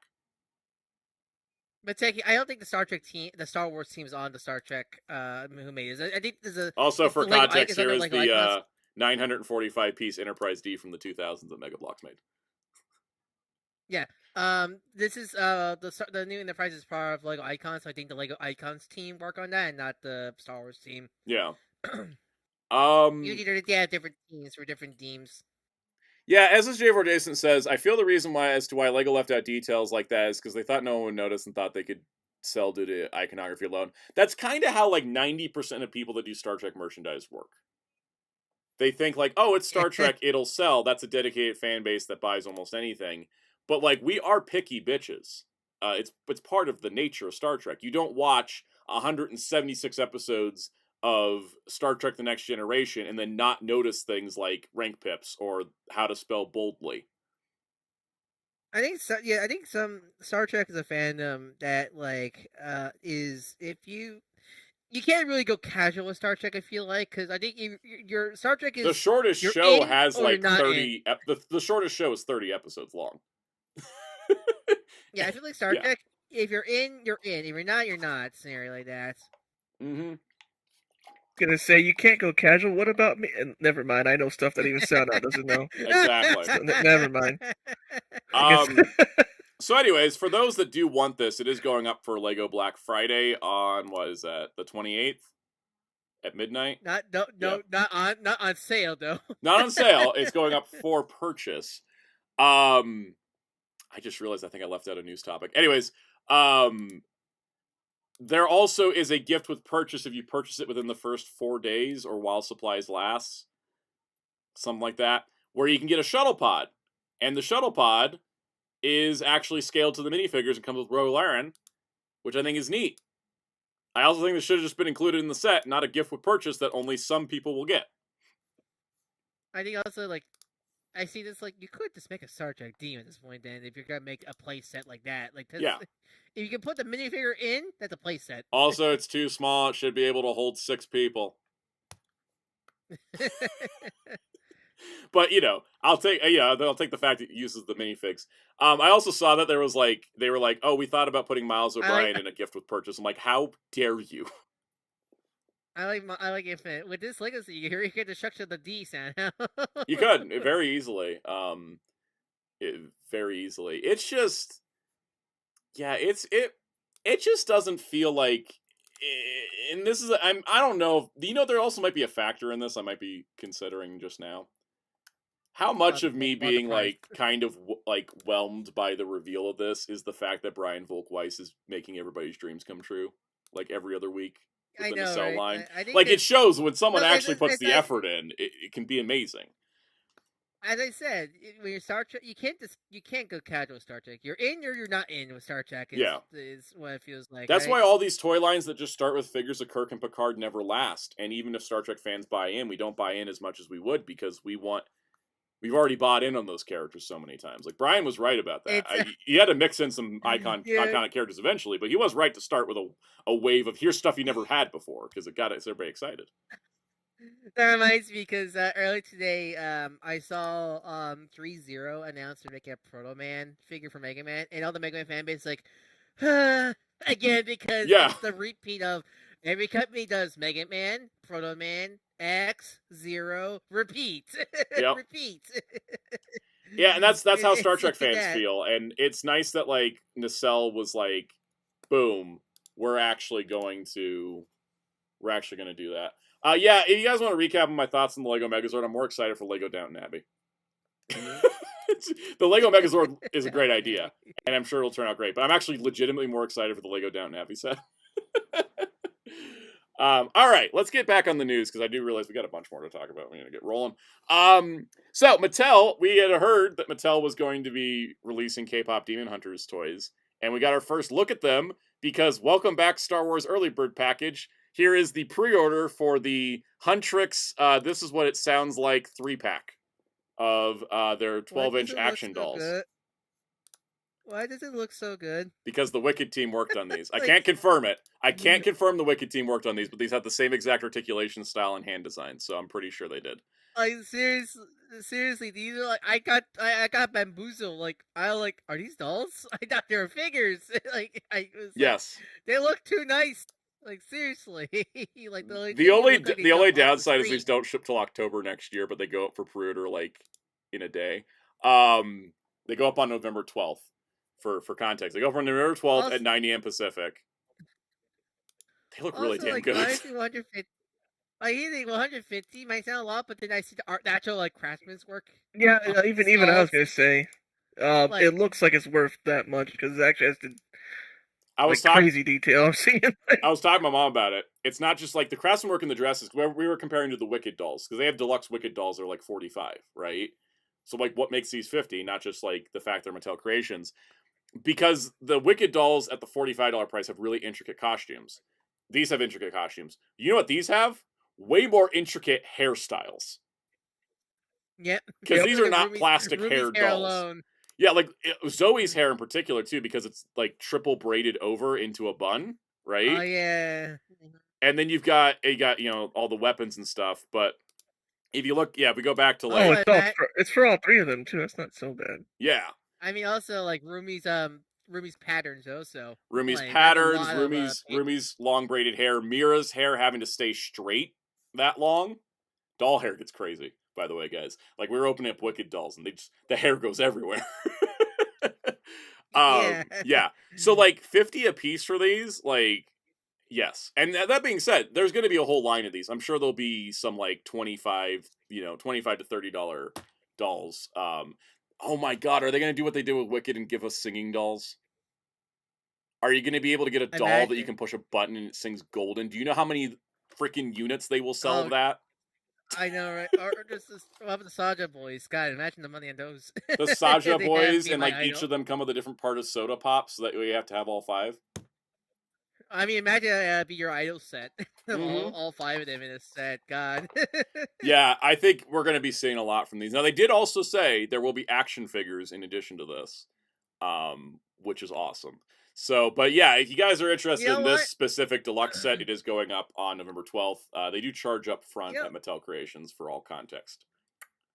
You know, I'm on deck to order these. We talk about Hasbro. We talk about Hasbro constantly, but then like I look at we mostly talk about Hasbro a lot of times in these streets, but like I look at the recent like Masterverse wave with like Mosquito and Anti-Universe Demon, and I remind myself, oh wow, I kind of forget how like good Masterverse is as a toy line. Like, because like you get a lot of accessories for like I think they're still like I think most are $25. I think. Yeah, they've kind of I think they've kept it 25. I think Pixel Dan was saying like they seem like they've set a price and they're just going to adjust like accessory counts to that price.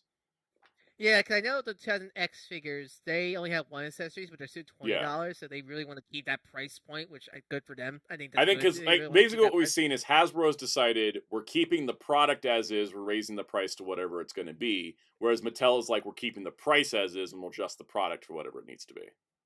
Which is like, I think I'd rather take that, honestly, at that point, scenario like that. So, but anyways, this is a great first showing. It is, you know, a little bit long on a pre-order thing because yeah, but honestly, like I'm probably gonna order these because I think I'm honestly I know he's not coming out. I mean, these are coming into next year, but like, so I'm surprised we even got photos this early. Yeah, I feel like it's the Star Wars early bird package. For those who don't know that story, back in the 70s, Star Wars was a huge hit when nobody expected it, and so no toy company had the license to it. Kenner gets the license. They sell a package for Christmas that's basically like a display stand in a box and a certificate that says, "You're getting Star Wars toys next summer, kids," because the toys weren't ready for Christmas. So, well, yeah, you just got a pre-order bonus and a cardboard standee practically. Yeah, and so this feels like kind of in the same vibe, honestly. Logic Blaster said, just checking in, the Lego Star Trek stuff is cool, but out of my price range. I think the Playmobil Enterprise with figures probably the best high-end collectible figures. I agree. I have that Playmobil Enterprise. It's hanging from the ceiling. It is much larger than the Lego D is, but it's amazing. It's cool. Fun. It's way more fun. It's fun. And it's got so many cool features. Like, you can turn it on with, like, your iPhone. You can turn it on with your iPhone, and it'll, like, make the startup sounds, and the cells will light up, and it'll start, like, having Captain Kirk call for the ship to be taken out to warp. It's so fun. And you can put the figures inside. There's, like, a little pocket you can stick Scotty in to be, The Playmobil Ghostbuster Firehouse is also another highlight, alongside I think they were the first ones to actually have be able to fit all the 4 Ghostbusters in the Ecto 1. Yes. Pretty sure. Okay, we got the weirdest news story coming up. This is the weirdest news story of the day. Actually, this is absolutely the strangest. I'm only gonna load one of these links because I'm just having like so much lag problem. We're just gonna run off this. All right. So Marvel vs. Capcom and Kith are collaborating, involving Hasbro and Jada Toys. Does anybody know what Kith is? Before today, I did not. They're a clothing brand. Yeah. Oh, okay. No, not Kids in the House, but Kith. I was thinking of Kith from Futurama. Okay. Yeah. So what we have here is a promotional video that says on Friday they're putting up for order. It'll be clothing, shoes, and action figures. Collaborating Kith with Marvel vs. Capcom. And in fact, the craziest part about this is it does say Marvel vs. Capcom. Yeah, because I first thought it would just happens to be Capcom and Marvel figures together, but no, it's actually Marvel vs. Capcom branded. Like, yeah. Now there's a bunch of weirdness going on. So first of all, we're getting Captain America in his Player 6 color, the green one, and then Wolverine in his Player 2 color, the brown one that still has a blue belt for some reason. Always has bothered me. We're getting Ryu in. Is that accurate to That's accurate to the game. Sprite? Yep. Okay. The game, yes. Yep. No, yeah, it's like I think it's like the KIF logo imprinting the slash effects. Like what? We'll get to that in a moment. So then we have the Ryu and the Mega Man, which the Ryu is in Akuma colors, and then the Mega Man is in just dark blues. So the part that weirds me out is the fact that, like, the Marvel characters get the Kith logo on their effects, which is okay. But then Ryu gets a Kith tramp stamp on his back, and then Mega Man is just like, I'm a corporate sponsor, and just has it up front. He looks like he's wearing like a jersey with the way it's sculpted and painted. They put out this really cool stop motion video that took 4 months to make, and it's beautiful and really well animated. I gotta give them a lot of credit for it. This is a weird collab. I also think that the Mega Man and Street Fighter figures are completely unappealing because the brand logo's on the figure. You know what I mean? Yeah. I kind of want the Wolverine, though. Like, is this going to be stupid expensive? I kind of want the Wolverine. Wait. Yeah. I'm listening to the stop motion video right now, and I think for everybody the reason voice clips, but I think Mega Man, that's not because that's not the NBC 1 voice, but also it's not because Classic Mako is not in 3 or Infinite. It was 0 and X in those ones. That's like, I recognize that voice clip from Mega Man. It's like, where's that from? Because it's not Ben Diskin, because I don't think he was. It doesn't sound like Ben Diskin from 11. So like, where the hell is that voice clip from? Capcom, what are you doing? Blade Raider says that's 5 companies spending a lot of money to put a brand logo on things that have no relation to it. Yeah. God, I need to get the right time to wear the tinfoil hat for tomorrow. Yay! I'm gonna make clown makeup on standby. Yes, it's like, why is there a uniquely voiced Mega Man clip in this stop motion where everybody else is just reused voice clips? You know what also confuses me about this? Mega Man's got the Mega Man logo. Wolverine and Cap got their logos and the Gamerverse logo. Ryu is apparently from the Kith franchise. No, you look at Mega Man's top of the box. It's the Mega Man logo styled to say Kith. But it still has the Mega Man logo down below. There's no Street Fighter logo on the Ryu box. That's my point. Like, where's the Street Fighter logo? Guys, this is the weirdest thing. I don't even know what to make of it. The stuff goes up Friday. The fact is our first new NBC project isn't a port. I'm like... And isn't like a reprint of an art book with extra pages? Kyle, apparently the Mega Man voice are just Zero's line for NBC. Oh, okay, so that's why it sounded weird. Okay, that is funny that they took a... no, it's funny they took a Mega Man character's voice, but not Ashley Rock. That is funny. That is kind of fun. Yeah, it's very odd. Like, just in general, like, I don't even know what to make of it. They're also, the shoes... Here, let me just show you guys the shoes. I think it's just more funny that it's 2 companies, like, because usually 2 companies. I mean, it's Kith, smart. Hasbro, and Jada, and Marvel, and Capcom. So that's 5 companies to make this happen. Yeah, like I mean, it's smart. They didn't. It's better. It's smart not to have like Marvel make Kaka figures for this line or Jada make Marvel characters for this line. It's just like, we just have the 2 companies who already had these molds just. Do it, but so it's just kind of like funny. It's just funny. Oh, it's just funny. This is the first time I've seen the NBC figures in single cards from these. This is true. Also, the highlighted characters for the shoes will be Ryu, Guile, Iron Man, Wolverine, Captain America, and Mega Man, and this is the box, which is just Bengus art all over the place. I find they don't match the toys. Yeah, I know. It's like you got Cap and Mega Man, so that's matched the 2 of them, but the other 2 hurt. It's like no one communicate who they're gonna make toys of. Apparently not. We'll see how this goes. It kind of reminds me, there was this like one like clothing like live drop thing that dropped the Cobra Commander classified figure early, and it was like a complete disaster. I don't know how this is gonna go. So I mean, do we need to get a tinfoil hat of like, what does this mean for for Marvel's Capcom moving forward? I mean, what does this mean, Marvel's Capcom moving forward? The brand is a viable thing you can collab with. Yeah, I mean, I think the logo. Hold on, let me look at the MVC3 logo. Is that the MVC logo just off the tree? Just want to check because it looks a bit. I mean, it's just the generic Marvel Capcom, but that versus part looks different. It'd be funny if it was a brand new logo just for this collab. Yeah, if we're gonna gaslight you all. Let's see. Hold on, let me get the photo. Cause I'm looking at the MVC3 logo. Is that the MVC3 logo? Okay, it's the MVC3 logo out the tree. Okay. Okay, that makes sense. I was making sure they weren't. Yeah, I was making sure they weren't gaslighting us. Speaking of gaslighting, here's Bandai.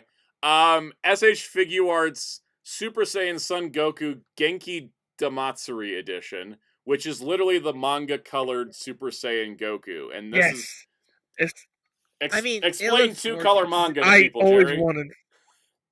So manga, even nowadays, they have a thing called two-color manga, limited color manga, where instead of fully coloring, they just use red and white, like red.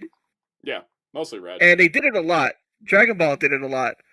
There's even chapters of Dragon Ball where Trunks is red hair because of this. Yeah, because however, a lot of shonen, Shonen Jump and JoJo did it a lot. Yeah. They all have those limited color things. Now the funny thing is that they actually did want to make Goku's eyes red. That was the original intent. I think I told you, right, Soundout? Mm-hmm. There's even an old Cooler's Revenge poster before they actually made the movie, where he has his red eyes still. Yeah. Another false Super Saiyan. And then they decided to go with the I guess what are they, blue or green or greenish blue. The cool part is these limited color pages are in the Vizbigs. I like the red eyes. Beast Gohan's kind of a throwback to this color scheme, by the way. But also just God, this looks gorgeous. It's so bad. But it's exclusive to the Genki Damatsuri event on January 25th, 2026. Yeah, that's always the. Wait, I mean, it's a repaint. Where is that? Genki Damatsuri. Genki Damatsuri. Because Genki Dama, right? Genki Damatsuri event. And the Matsuri. No, but where is it? The event? I'll go look it up. Yeah. I think the event's in Japan. Figured. Ryan's checking though. Connor in the chat says, as someone who's never watched Dragon Ball, I think this looks cooler than the regular Super Saiyan. I do too. I agree. I always wanted to. It we held at Makuhari Messe on January 25th, 2026. And apparently you pre-order it at the event, so it's not going to be on hand. Yeah. Spirit Bomb Fest if you want a translation. That works. Basically. Yeah, basically. Genki Dama and Yep. Yeah, but it's it's one of those display only kind of figures, but God, the paint's it's like a good art piece thing. It's so beautiful. They should do Ben Presto statues like this and then sell them to more people. I know they should. They should. I found out about that color scheme. I've been obsessed with it. Next up, we have I mean, that would be really cool to do statues of that kind of watercolor color pages and mangas they do. That would be really cool, like a Naruto statue in that kind of aesthetic. That would look so gorgeous. On that note, we have the SH Figuarts Ultraman Nexus and Fans, which is the base form of Ultraman Nexus. My boy finally got Figuarts. No wonky translation here. No wonky translation this time. That's the power of Nexus. You believe in Nexus, and his translation will come through. I like that he comes with two effects. You get not only the charge-up effect, but also the beam effect. I think that's really awesome, because there's really nothing else for this form to come with. The sword's only in Junis, right? That was only Junis, right? And then the blue form has its own thing. Alphonse. But he looks. I mean, the proportions are spot on because base Nexus is kind of very slim looking, and he looks so good. So glad it's not a Seiho. So glad it's just a regular Figuart. Super happy about that. I imagine they will do the rest of the forms, but it's just a question of will the rest of the forms be P Bandai or not. I imagine Noah will probably. I see. Junis would probably be retail, but I imagine. I forget the blue forms being right now, but that probably will be P Bandai. Isn't it just blue? No, it's something else, isn't it? Let me double check. Isn't it Junis Blue? I thought it was Junis Blue. Also, yeah, Hellfire says, "Where's the next?" And Psycho says, "Abgul, am I a joke to you?" I imagine Junis Blue. I was right. Okay. Yeah, Hellfire said Junis Blue. Oh yeah. All right. So I imagine Junis Blue, Noah, and then next would be P Bandai because I think Junis. He spends most of the show in Junis. I think that'll be retail. But Junis Blue, Noah, and next will be, and probably Dark. Any dark ones will be definitely P Bandai, I imagine. Yeah, Psycho is actually releasing it in the EU for once. About time. Yeah, the next does have 2 forms. Oh yeah, the 2 forms. Technically, yeah. Like Belial, Kaiser Belial, which is only going to be in Japan, Asia, and US. It's a P Bandai exclusive. Is a take on Kaiser Belial with a big honking cloth cape, which is kind of badass. Big honking cloth is big honking cloth, and also I think some of you gets a scar. Yes, that's also another defining part of the scar, and then Kaiser the Belial's updated design. color timer as well. Is that fabric? It is fabric. Yes, it is a fabric cape. Oh, that's actually really cool. I don't mind the 13,200 yen price on this because of the fabric cape. Like that makes it worth it. Yeah, and also it's a big cape. Like it's like massive. It's not like Ikainu wait, from One Piece not having a cloth cape, right? Yeah, like, this is better. Oh, he also comes with the battleizer. Also, the battleizer staff. Battleizer, and his effect part as well. That's a really decked out Belial. Like, I'm impressed. It's very rare when they actually do it. Oh yeah, Kaiser Belial has like full on like red red claws, because the suit has like the black claws, but like he has these giant manhandle hands. He comes with two versions. He comes with the red claws and the normal claws. That's the cool part. That's actually wow. I like the gay sassy singing pose he has. I know. It's so good too because I think he's like being. I think they put a block under him to make it make sure he could sit, but like it almost looks like the wires in the cape could hold him up. Yeah, it's like I'm getting Clue flashbacks. Yes, you've seen that photo. Badass. Today. All right, that I think is that it for the toy news? I usually end with Bandai. Let me double check. Waiting for Google Docs to reload. Yes, now entertainment time. Okay, entertainment time. Oh yeah, we got entertainment news. A lot of these are kind of quick, so we're just gonna get to it. I'm gonna try to load them up in advance so we can just like yammer for a minute. It's the reason why the browser's lagging is because I have to use Discord through the browser. So Muteki's like, he had a thing for Mary. Yeah, no, Belial can have a thing for women and still be gay. That's how the rules work. No, he's super gay. You see how he acts to Taro? It's funny because not Taro. Ken. Sophie. It was Ken. Or Sophie. It was Ken. The way he acts with Ken is just like it was. Yeah, it's Traeger who's gay for Taro. Yes. I like how Ultra Galaxy Fight was like, here's the two scorned gay lovers on a buddy cop story together. I do love how fruity Traeger's dub voice in Ultra Galaxy Fight is. It's so fruity. Such a good choice to make him British. Such a good choice to make him British. I know. Yeah. Wow. You know what also is lagging like crap because it's a crap website, Twitter. Oh yeah, Blade Raider's right. G does have two dads. Let's not forget that. All right, let's get to the news. So first things first, I can stop yapping to Bandai about when the One Piece Pirate Warriors Next Gen version's coming. It's November 21st. There we go. And with that, new characters. Yeah, and the new character. Oh yeah, that's right. They did finally reveal. It was funny. They'd already revealed DLC 8, but DLC 7. They had revealed Rob Lucci, CP0 version, but the other two characters are going to be Jewelry Bonnie and S Snake. S Snake was a bit of a weird pick, but there really wasn't anybody else from Egghead to pull, so that wasn't already in the game. Yeah, that's pretty fun. Kyle, was the Jimmy Olsen news concrete? Like, Gun came out and said something like was actually happening, or is it just like an offhand kind of this thing's sort of happening? Let me know. Sorry how Power Warrior 4 lasted. Here's the thing about what Bandai knows: it's a lot more easier for them to like support their previous games than them to spend all the money on new games. Yep. Right now, I think the thing they realize is that like games like Xenoverse or Pirate Warriors, you really don't need to make another one. You just keep adding to it. Okay, there's a Hollywood Reporter article. I'll go take a look. Kill Bill: The Whole Bloody Affair is coming out in theaters December 5th. This is finally uniting Kill Bill Volume 1 and Volume 2 into a single film. Tarantino has been sitting on his ass on this one for a long time because that guy is weird. That being said, I know this is big news for a lot of people. So, yeah. I've never seen the Kill Bill film. Kill Bill. I've never seen the Kill Bill film, actually. I just know of them really? because they're just that pop culture. Are they like revenge films, right? Yeah, yep. Yeah.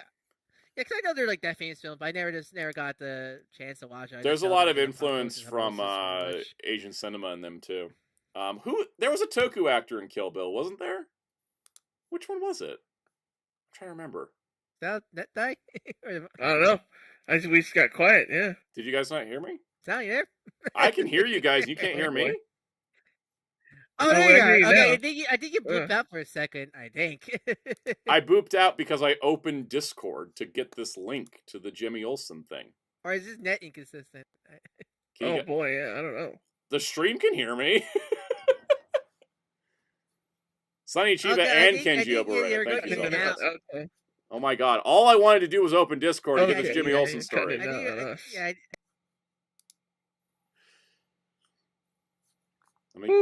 Let me get back on the tab. That's the Hollywood Reporter. Hollywood Reporter actually got news. That's why I was gonna do it. Okay. Firefox. There we go. Can you guys hear me? Test 1, 2. All right. The stream can hear me, so I'm just gonna keep rolling ahead. All right.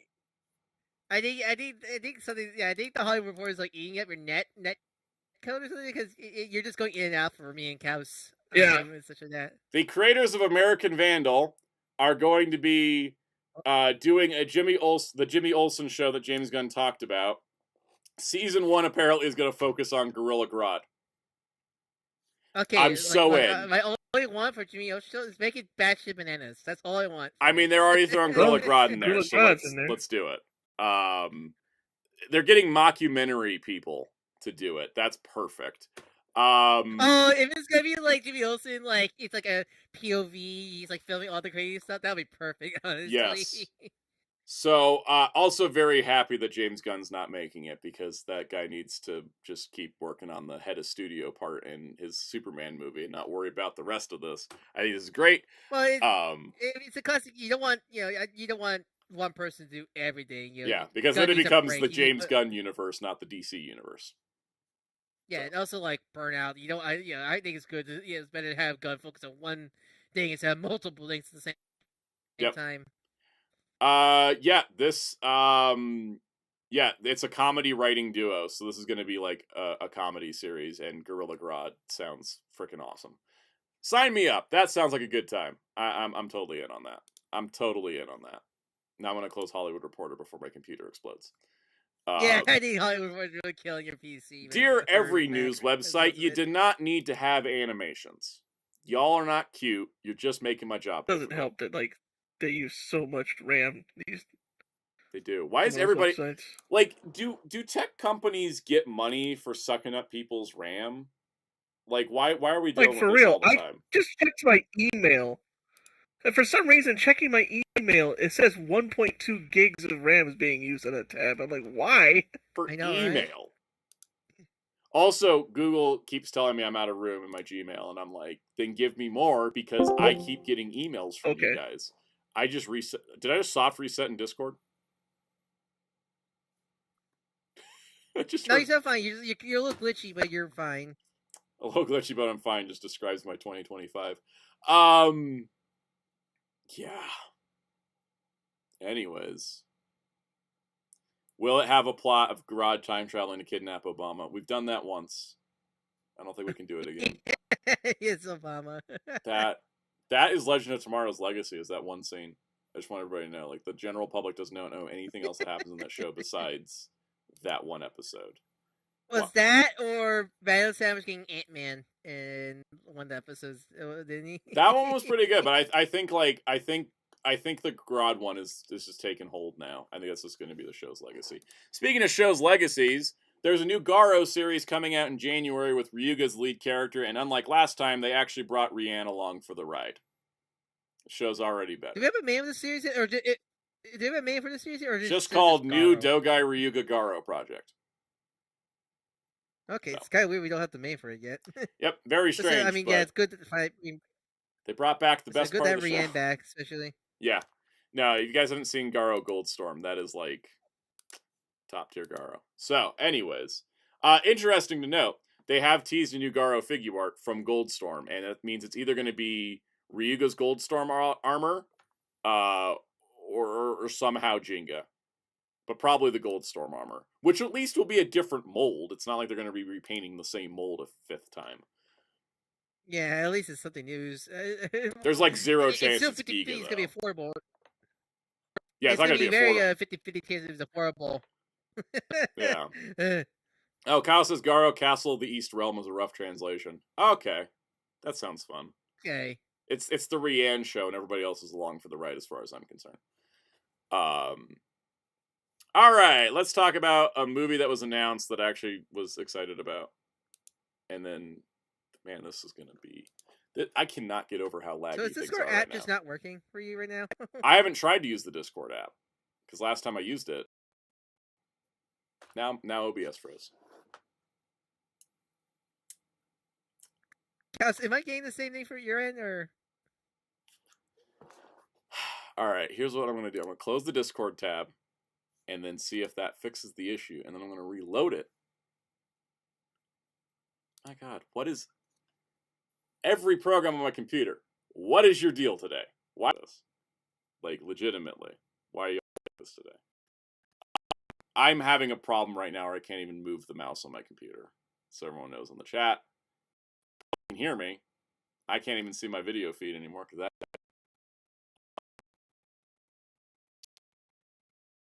Just one of them days, and it's been one of them days all month. Just how it is. Encoding overloaded. Somehow I have 0% drop frames, so like that's neat. How's your day going, chat? I'm just gonna. This is intermission at the moment because I have to like reset things again. I could close the live streaming tab on YouTube. Maybe that'll help. Let me just get that gone. I'm just like, I've closed everything but the 2 programs I need to have work. And I'm going to try opening the Discord app again because I think the tab is causing too much lag on the actual browser, which is the thing we need. And as much as I do this live thing, I'm still not like the best at it. Also, the live chat hasn't updated, so I have no idea if anyone's hearing me. Just yammering on. How can encoding overload? Nothing is being loaded. My goodness. We're coming up to the best, not the best, but the biggest news stories of the show, and I can't even get anything to load properly because everything's just moving in slow motion. So it sucks.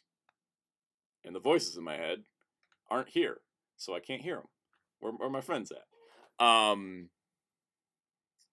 We don't have a legal way to watch Gold Storm. That's the problem. Okay, the chat's updating very slowly, so I have no idea how the reaction to my rambling is going, but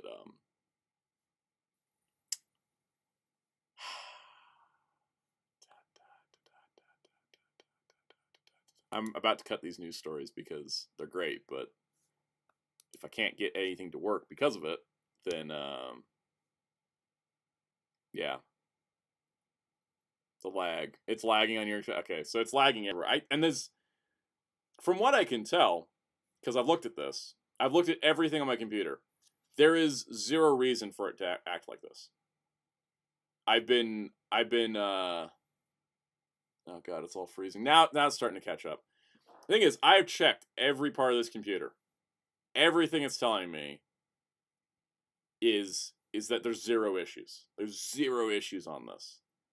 And yet, here we are having issues all the time. Like, and it's all because these programs and these websites keep sucking up so much RAM that I just run out, and I can't upgrade the RAM on this thing. So I don't know what to do. Decide to sit here and wait to see if Discord reloads. That's why I'm just gonna keep talking because eventually it has to catch up. Because it's funny because on OBS it says nothing's wrong, but clearly by the chat it's not working right. So yeah. Problem is, if I get a high-end PC, video output's going to go down because high-end PCs can't render video the way that Macs can. So, like, I'm kind of like stuck in a crossroads with this, where it's like, the Mac side doesn't want to do the streaming well, like at all, but I need it for the video work. Whereas, like, the PC side would probably do the streaming better, but not the video work better. So I'm kind of stuck, you know what I mean? It's like I can't really can't really solve the problem, because it's like if one thing isn't, one thing does one thing, and so I'd have to run 2 computers at the time. I don't have room to run 2 computers, like physically don't have the space for a second computer. Yeah, PC just for streaming is a good idea, but I don't have anywhere to put it when I'm not using it. Yeah, I don't know. It's just, and now it's starting to get warm in this room because of course the temperature starts rising the longer I'm doing this.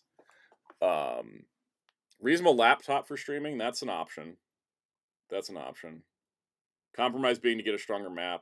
I mean, I could. The problem with my Mac is that Apple's screwing it, because the Mac I got has the Intel chip, not the Mac chip, which the Mac chip is inferior, but that's the one the new operating system updates work better with. Whereas, like, the Intel chip is better, but yeah, the M1 chip is more optimized with the updates, whereas the Intel chip is a better chip and a better processor. So, yeah, I do have a monkey photo behind me. It's because I met an actor and got a signed poster, and that's where it lives.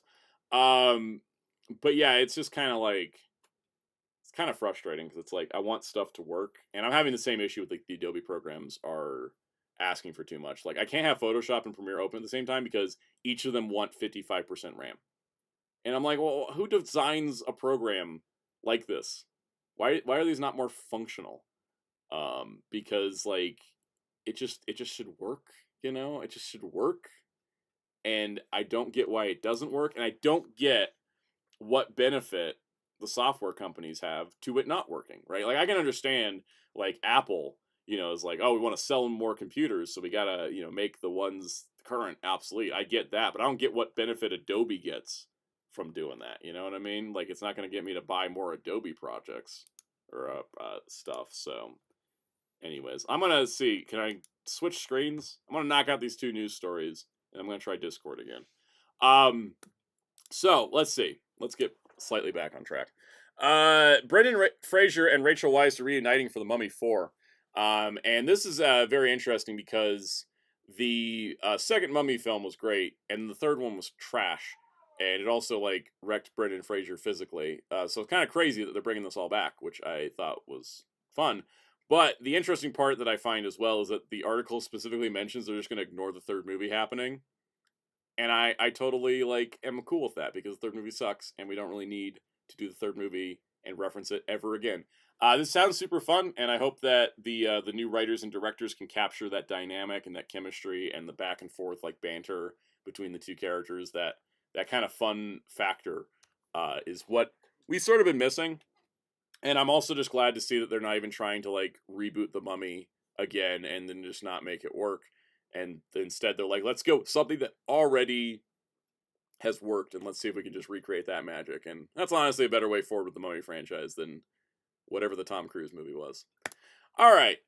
In the news of the Muppets Ain't Dead, there's a Miss Piggy movie in development right now. Jennifer Lawrence mentioned this on a podcast, that Jennifer Lawrence and Emma Stone are producing a Miss Piggy movie with Cola Scola writing, which I think is awesome.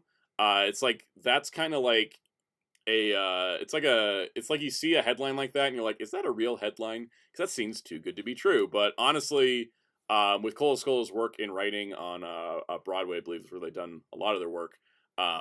It's really great to see, and then the fact that they're doing, like, a Miss Piggy movie, which feels long overdue, I think is great. And so I'm looking forward to seeing where this will go and develop, because more Muppets is better. And then Muppets with, like, high-end talent attached to it is even better. Because, like, I think that, like, Seth Rogen doing the Muppet Show special for Disney Plus is, like, kind of a similar level of, like, oh, that's somebody that's got, like, name recognition and talent backing that will make this the best it can be. And that sounds like kind of the same sort of circle.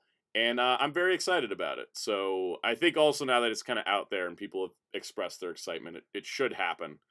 Because it's currently in development, so it doesn't have, like, a shooting date or anything like the Muppet Show special. But I'm very happy about it, and I'm looking forward to seeing where it goes, because there's so much potential with a Piggy movie. Because Miss Piggy's the best. So no doubt about that. All right. Let me see what's on the next of the news. I'm trying to get Discord's reopening in the background. Because I would like my friends back. It's so nice. It's so weird streaming like just me. This doesn't seem right. I'm like a group setting kind of guy. So anyways, I guess I'm gonna keep rolling here because we've got some more to do. But yeah, I think like getting talent to work on the Muppets is smart. So you can have like, that way it's got the name recognition, and then also if they're passionate about it, and they're not just doing it for a paycheck, which everybody that does producing is doing it for like some form of passion. I think that's like the best part, because then they'll bring that energy to the project when it actually gets made. So that'll be fun. Dark Cell says Muppets Most Wanted should not be the last Muppet film. The children yearn for more Muppets. I totally agree. I think everybody yearns for more Muppets. Also, the thing too, I'm glad to see is getting like, Seth Rogen, Jennifer Lawrence, Cola Scola, Emma Stone. Those are some edgier talent, and I think that's kind of the problem with. It's kind of the problem with a lot of recent Muppet stuff is they've lost the edge that the Muppets had, because the Muppets always had this bit of edge like ever since the beginning, and that's what kind of made them work. Is that like kids could enjoy them, but then adults could enjoy them on the same level. Whereas Disney's been running the Muppets almost like they're Sesame Street, and so they've lost a lot of that edge, and I think that's kind of the problem. Is that I think that they need that edge to like stand out and be unique amongst the other shows and stuff. All right, One Piece casting news, because One Piece I think is exciting because we're getting season 2 soon, but they've already started casting for season 3, which means I think they're not doing a huge production gap. And speaking of Cola Scola, they're writing the Miss Piggy movie, and they're playing Mr. Tu Bon Clay for One Piece season 3. Once again, excellent casting. The One Piece live action casting really hasn't missed yet, and I think this is a great fit. From everything I've seen of Cola Scola's work, this is like the perfect fit character for them. And I'm very excited because Bon Clay is like one of those characters that just is one of those iconic One Piece characters, and kind of has a legacy beyond just the arc they're introduced in. And so I think this is really exciting news. It was interesting too, because I was like, oh wow, we're doing season 3 casting. I wonder when we're going to get to Ace. And they did a big announcement and a big like tease and lead up to Portuguese de Ace is going to be played by Mr. Jolo Maiduena. Which makes me happy for multiple reasons. First of all, he was Blue Beetle. Second of all, great actor. Third of all, already in the Netflix circle because of Cobra Kai. Fourth of all, just perfect casting because he already like knows Iñaki Godoy, who plays Luffy, and they're already like best friends. So they already have like the real life chemistry to bring to Luffy and Ace and their whole dynamic, and I think that's just fantastic. And I'm hoping that that'll translate to on screen, and I think that both Luffy and Ace being played by Mexican actors is fantastic. And Psycho says he's handsome, yes, which is an important quality for Ace. And he's already started, like, it's funny, he's been posting like gym reels on Instagram like nonstop since the casting news, because I think he knows that Ace's attire does not include shirts. It's very exciting because I think he's a terrific actor, and this is a huge chance for him, and I think that it's already like generating hype for season 3. Season 2 is not even out yet, so it should give the show a lot of legs and motion on stuff. So that is super fun. I'm gonna try opening Discord in the browser again because this is weird to me. It's just weird to me not having people to talk to. I have the chat to talk to, but I like the voices of other people speaking. It adds flavor. I feel like I feel like the stand-up comic. It's because I get no audience, like I get the audience reaction to the chat, but it's like slightly delayed, but I don't get like the immediate audience reaction. It's like stand-up comic bombs on stage. They're like, I kind of have that feeling going on, which is crazy because I shouldn't be. It's just, it's a live stream. But yeah, anyways, I'm gonna see if I can get connected back in on the Discord browser. Let's see if it'll work. Find out together on the next episode of Dragon Ball Z. They are with me in spirit. I could use the cell phone, but that also sounds like crap. Hey, it worked. I think I hear him. Do you hear me? Oh, Fan? Yeah. I hear nothing, even though I see his icon glowing. I'm glowing. Oh no. It might be the microphone setting. Let me see if it's the microphone setting. Check his mic, maybe. I'm gonna check my mic. If Discord... Voice is suddenly lower. The chat's saying. Okay, all right. Internal microphone. You're back. You're back. Am You're I back? I can hear you. You know what I had to do is close this ad that Discord popped up. That would help. Can you hear me? There we go. 1, 2, 3, 4, 5. Fire Fist Ace. Yeah? I'm very quiet now. What's funny is everything you said sound out. The chat's saying you're quiet. I think the mic. Your mic got like switched. Oh, there. It was back to normal. Apparently, they said. Am I good? Okay.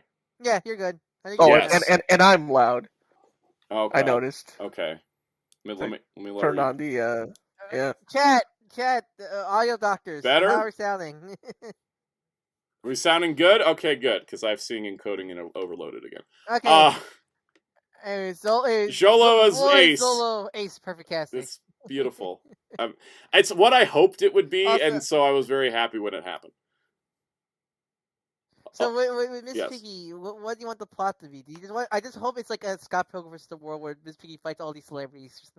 I want Miss Piggy, the Miss Piggy movie, to be the Miss Piggy biopic, and to just take a shot at all the biopics, like over dramatic. Yes, over dramatic, spoof related. I want her to discuss all of her beefs with celebrity. I want her to have a beef with Jennifer Lawrence and Emma Stone, so that they can be in the movie. How much drama is gonna be her and Kermit for Love Life? I want that to be a lot of it, because I thought that was the most interesting part of the ABC Muppet Show, was the fact that they were having a problem. They broke up. I'm like, I want more. That's what I mean by edge. I want some edge. Yeah, I think there's a lot of potential, and I think I'm very excited about that, and I'm very excited about this casting, and also a good week for Cola Scola, because they got 2 news headlines back to back. One Piece and Miss Piggy. Name anybody else that's doing that. Nobody else. Cola Skola's getting that. Yeah. Ace, though. Very happy.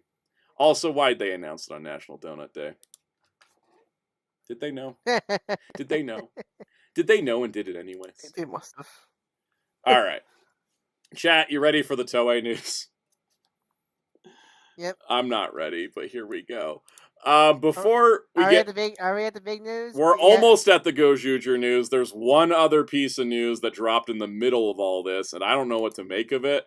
So I'm just going to present you guys with an article, and then we'll just draw a few conclusions, and then we'll move on with our lives to the rest of this, because this was a hell of a weekend, and I've never experienced anything like it. So, before we talk about what happened with Gozyuger, we need to talk about this Yahoo Japan article that dropped, because stuff happened. I'm waiting for it to load, by the way. It's loading. You can load it together. There we go. So I guess I'll just talk about it before it loads, because I guess it's just going to take its time. So this article went up on Yahoo Japan that basically said that, it once again affirmed, the Super Sentai is ending that we heard from TV Asahi stuff. And then said that Super Sentai's time slot would be taken over by I believe the translated quote is, Reiwa version of Space Sheriff Gavan. Is this the break glass Sentai's dead? We bring back Metal Hero. Apparently. I gotta say, though, rebooting Gavan a second time I don't think is really what you could be doing here. I feel like you could just, make something new. Unless it's a new one, yeah. Yeah, unless it's heavy redesign. I hope it's not the same Gavan. I love the original Gavan suit, but they need to update it. I think if they want to make Metal Hero a new brand to replace Sentai, they need to actually work with it. The fun part is all the leakers and the usual usual sources are like. Oh no! Wait, hold on. The stream. Wait. Stream borked, didn't it? Wait, hold on. The stream is buffering for people. Yeah, the stream was buffering for me. I can't even get the chat box to work. Back now. You know what? I need to just. It's working. I'm gonna try a desperate move right now, guys. I'm gonna delete some files off my computer and go re-download them later. I'm just gonna see if Batman. Because the chat box isn't working. Thanks, Yahoo Japan. This is somehow Yahoo Japan's fault. I can't even switch Yeah, the I think camera. that's what's causing Oh, no. everything is Yahoo Japan. These websites, man. These websites. What the hell? What the actual hell are we doing? Like, Rutegi says the audio is still a bit low, but I guess I mean that's old. I was gonna say that's old news, but that's literally old news. I'm gonna try to delete. I have some video files that I can re-download. It's for an interview I need to re-edit. That'll clear some space, in theory. Maybe that'll help. I don't know. Sometimes storage space being clear helps. Sometimes it doesn't. Computers are weird. I don't know what I'm doing anymore. Anyways, I'll show you guys the proof in a moment, but basically the short version is there's a report that the new show replacing Sentai's time slot is a reboot of Space Sheriff Gavan, which I don't think is the best move. I don't think remaking a Metal Hero show is the best, but what do I know? I don't work for Toei. I'm going to try to delete these files and see if it works. I can see myself. I can hear myself. Nobody can hear me. Lost in the void again. I apologize to all the... I don't even know if you guys can hear this, but I apologize to anybody watching on replay that's just fast-forwarding. Like, when is he actually going to get to the news? Good question. I don't know. Okay, emptying trash. Let's see if this will work.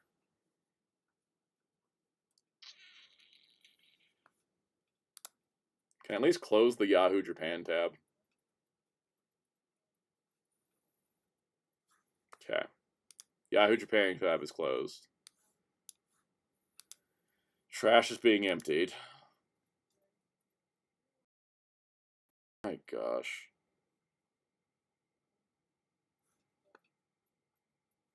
I still have so much to talk about. It's taking forever. See if I can get Discord back up at least so I can not feel so alone.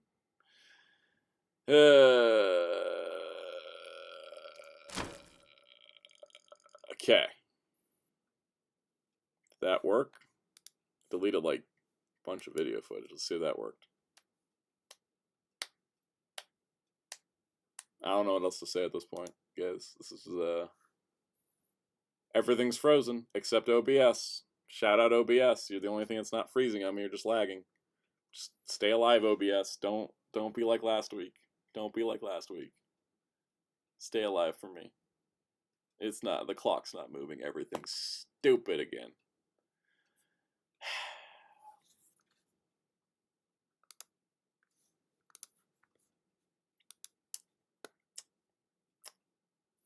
At least like...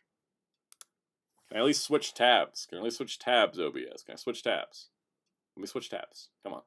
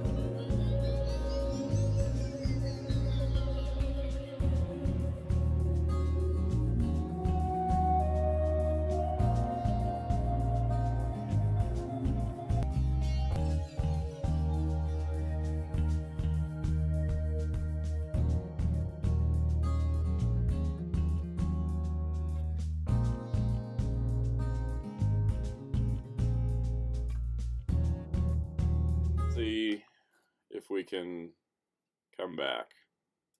Mondays do suck. Hi everybody. You gained the Garfield energy? Yeah, no, Spiderus said Garfield. And I was like, yep, Garfield. Can you guys hear us? Because I got these guys on analog horror mode. They're just gonna be. Come in. Welcome everybody to the Soundout radio stream. I am your co-host Ryan and my other co-host House. Since you said analog horror, I would have done the we are controlling transmission. Yeah. We are Nintendo. You cannot stop us. So, can you guys hear us? All right. Cool. Yeah, I'm going to figure something out in the next week, even if we have to like can next week's stream if this doesn't. Like we're just discussing it. Like over the last year, we went from everything works fine and I could run Photoshop while streaming to like nothing functions anymore. Where I had to do the Digimon. Yeah. Exactly. Yeah. Like, remember when we did the MVC one? Where we did the MVC roster? And I was able to do that on my computer. Yeah, you were doing that just fine. Yeah. Remember when we hack job where I was streaming the MVC collection? Yes, that's right. And you screen share. Yeah. No, right now, this computer cannot handle anything beyond OBS and Firefox. Like, nothing else. And that's why you guys are hearing them through my phone, because that's just what we're going to have to do. Sadly, yeah. Sal doesn't have the funds to cook. Yeah, we're making it quiet because Sal's PC's pooing.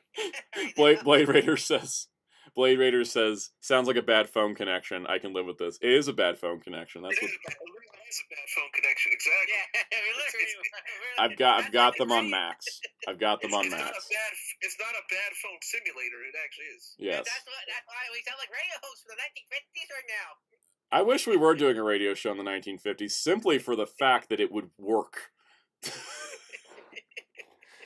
Standard out of Monday's Tech there works, right? It doesn't. I'm gonna something drastic's gonna change this week. I cannot keep doing it this way. This is Santa doesn't have the funds to get a new PC, right? Because that happened to me earlier this year where my PC, my laptop's getting so old while drawing the MVC, the rundown. I had to buy a new PC, but I have a stable job. I have a stable weekly job that pays well, that I can reasonably do that.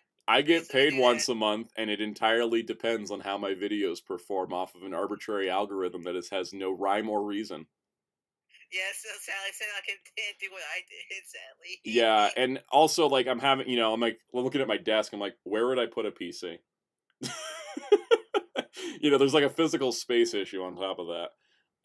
So, like, the thing is that before we get into the news, I'm just not going to switch screens. That's why we're just on it while I'm talking about tech problems. Everything I do says it's working fine. And then as soon as I go to hit start streaming, it just shuts the bed. And I don't get it. I don't know what to do at this point, but we're going to figure something out because this is stressing me out on top of, like, doing a big live show like this once a week is a whole job in and of itself. Then when stuff's not working, then it makes everything more stressful. So, with that in mind, though, we got to cover this very heavy news topic. And so, like, I apologize it took us this long to get to this point. I'm going to try to go through it. I don't know if I can pull up all the stuff I plan to pull up, so... It's that classical Simpsons technical difficulties image. The whole stream. Yeah. So, and I was having some lag issues at the top of the screen, and I thought that was going to be it, but, yeah. Who's your IT guy? Technically me. But I always ask Ryan and Jerry for help because they're much better at this stuff than me.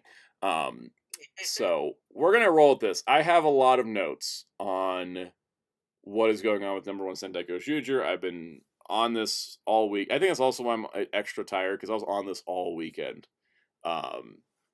to make sure that we have all of the factual information about this story so we can compile it and put this all into a single news report to tell everybody what's going on, because a lot of stuff gets muddied in social media land, and I have parsed through a lot of stuff to get to this point. So let's begin with what the headline is, and that is that this notice came out This is on Toei's official website. Just take my word for it. I'm not scrolling at the moment. That they basically had a statement that says that Maya Imamori, who plays Goju Unicorn, also known as Sumino, they received a report that she was drinking under the age of 20. She is 19 currently. She is about 4 months from her birthday.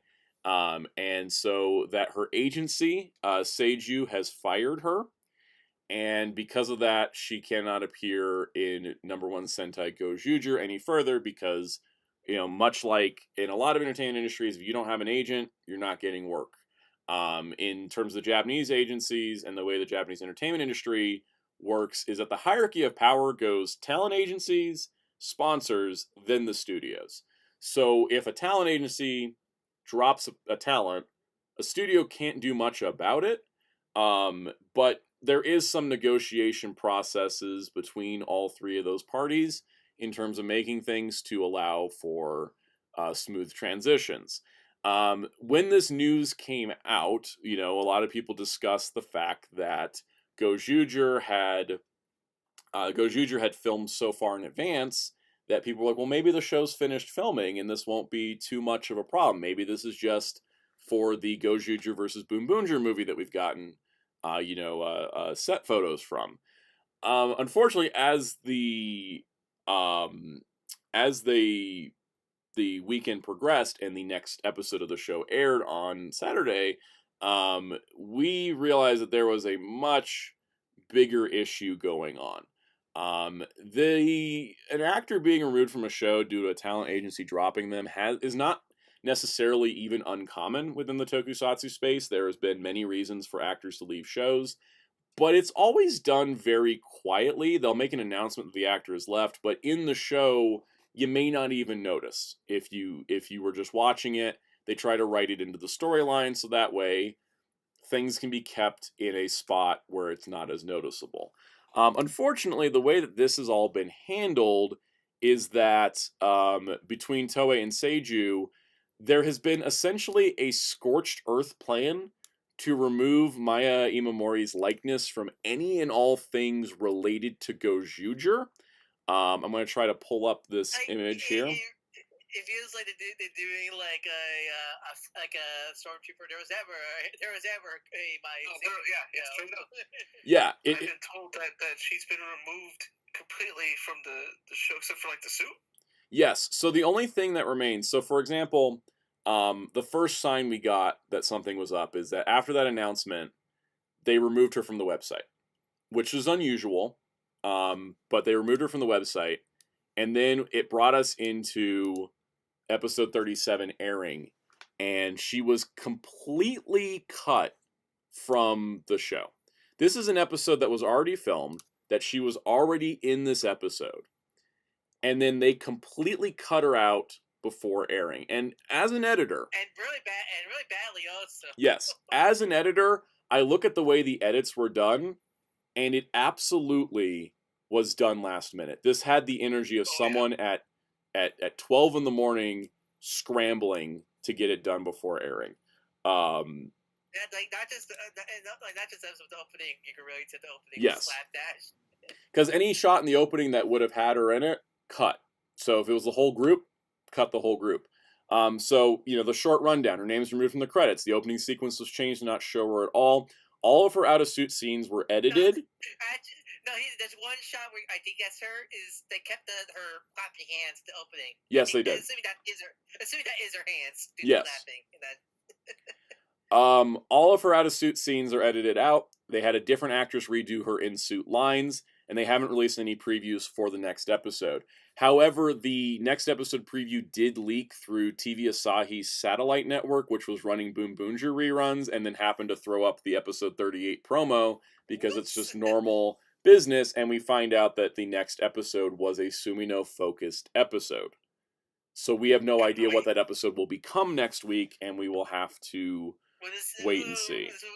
This will become another great lost media for the Tokyo media, I guess. Yes, because if they were close to finished filming, there's about 12 more episodes that she's in. I mean, let's face. I mean, let's say at least the next episode at what episode 38 or 38 is gonna be 38. What's that? Her 38. It's finished. I'm pretty sure it was probably finished. I think far as I know, based on how early they started filming, they got to like the late 40s in filming. They probably were in the early 40s to mid 40s of editing by this point.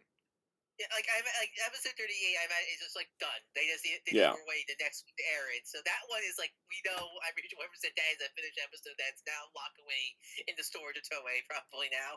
Yeah, and we also I don't know how they're going to edit around it, because she's such a big focus, and there's also like the B plot of that episode is a big storyline with other characters. So it's going to be really crazy.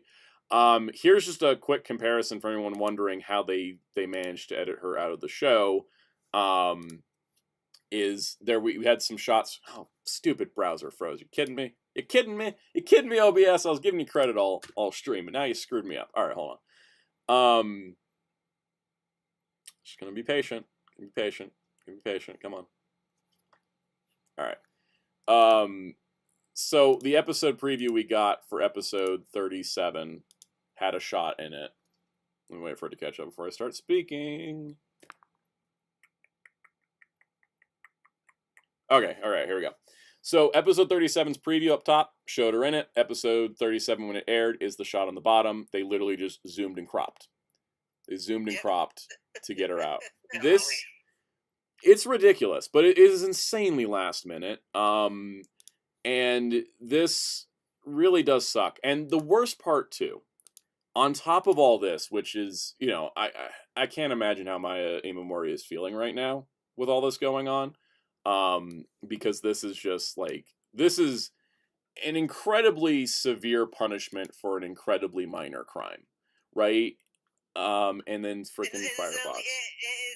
It literally is the most smallest thing of underage drinking. Not saying underage drinking is good, but is out of all the horrible things that she could have done is the least horrible thing. Yes. Of all things. And so, the thing is that what's now happened because of this agency removing the rights to her likeness.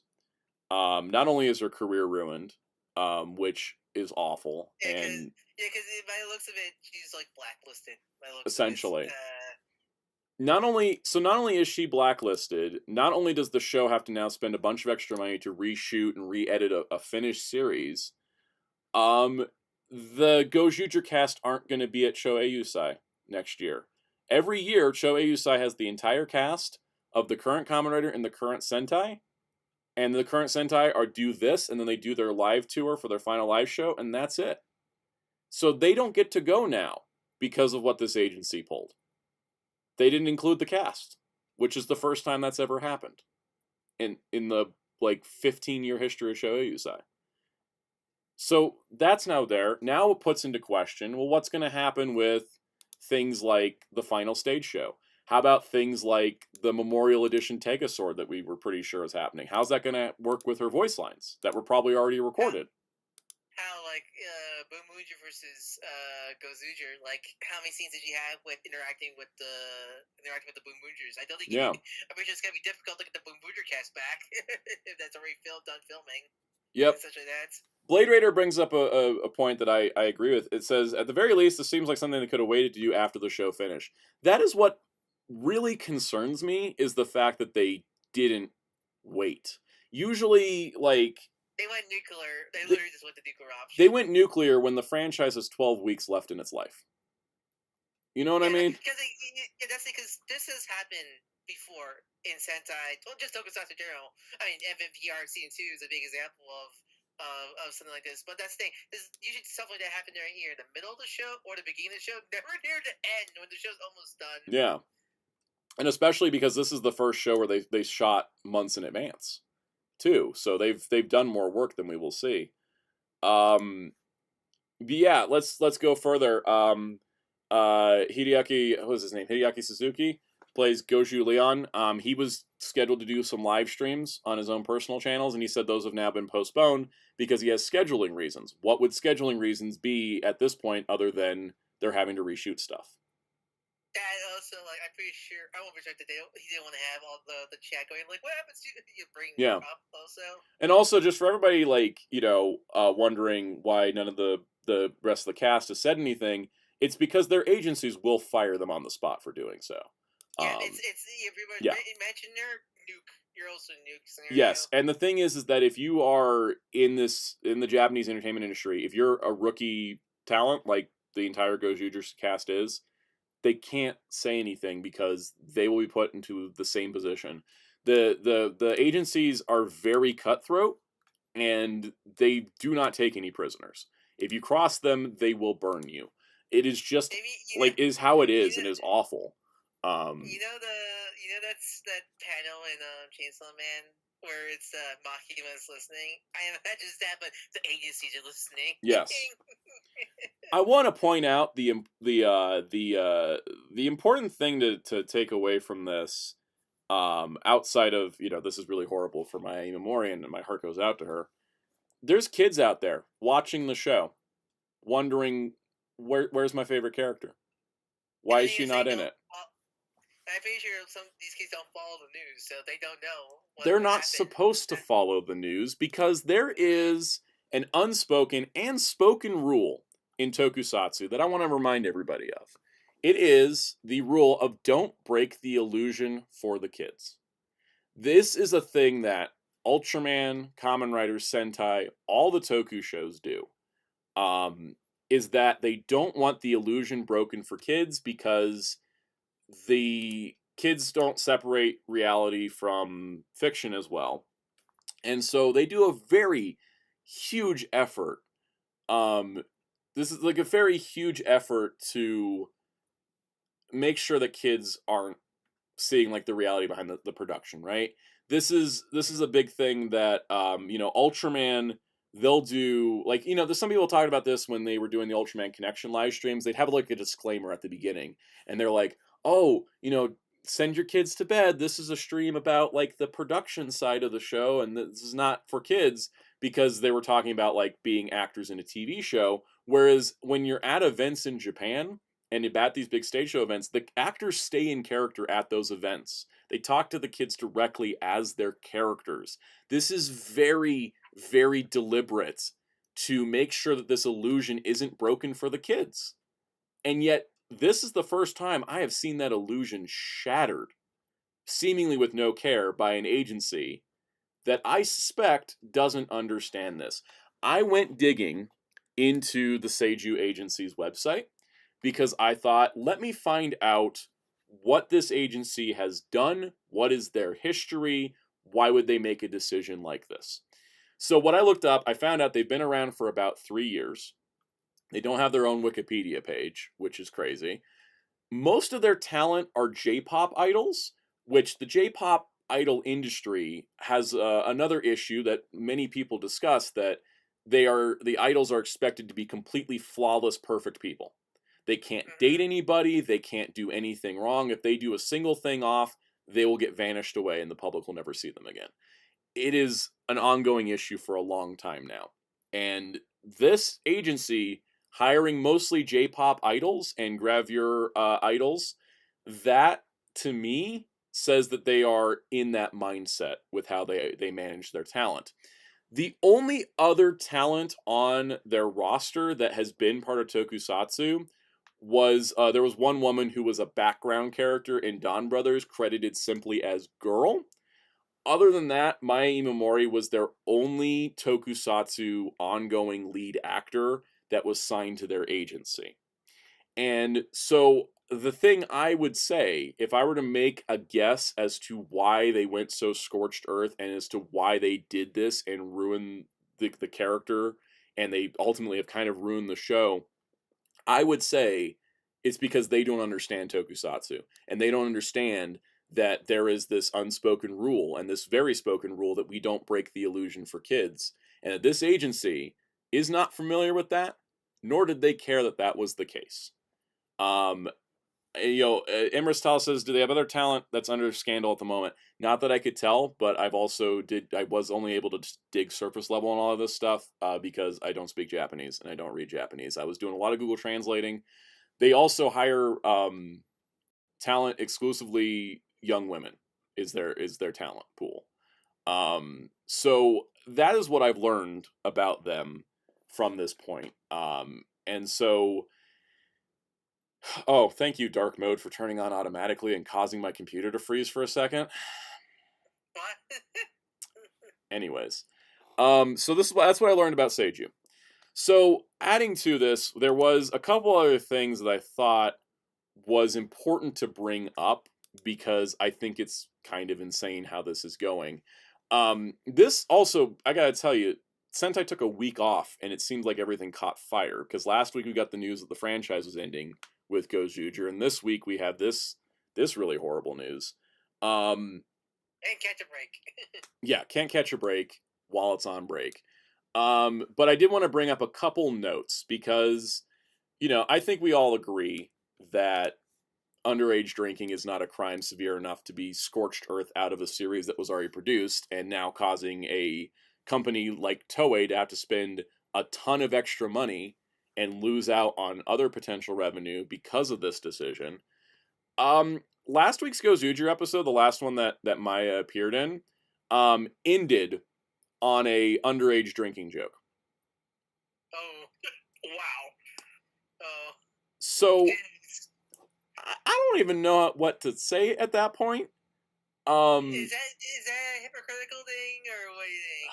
Like, it's poor timing. They had no idea this would happen. I mean, there's other cases of underage drinking in Sentai, and that's a whole rabbit hole we don't really need to go down right now.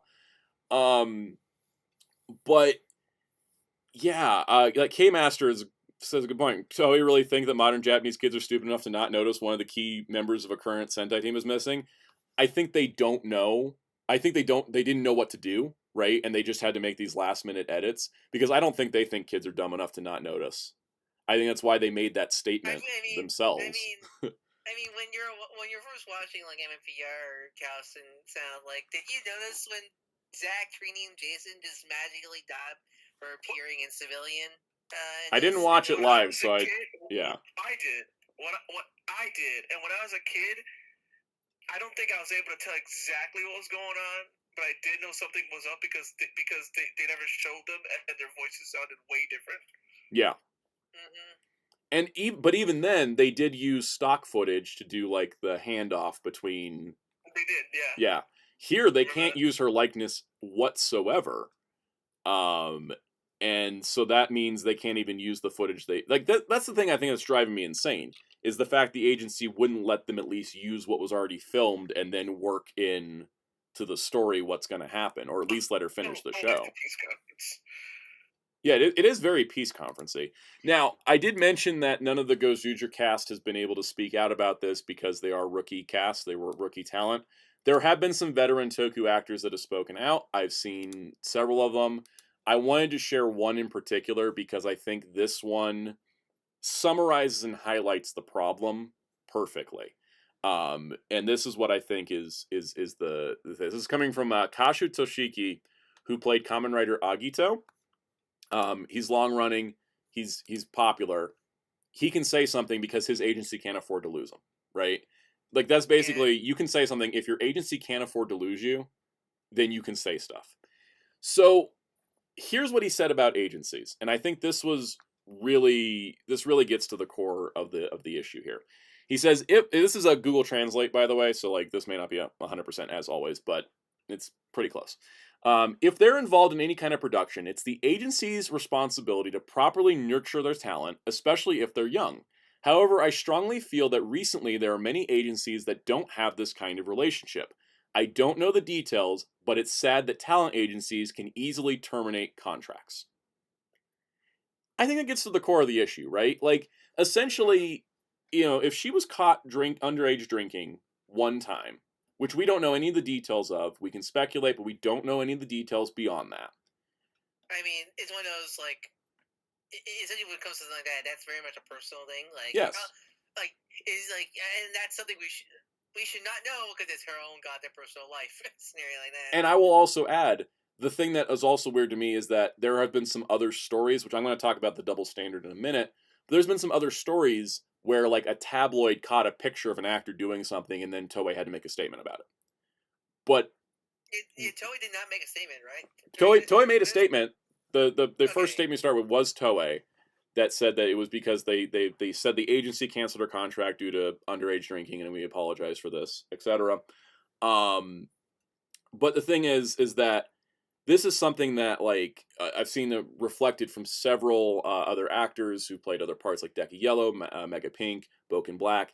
This kind of through line that the agency is supposed to nurture the young talent in kind of the do's and don'ts of the industry and like what you can and can't do because of certain things you have.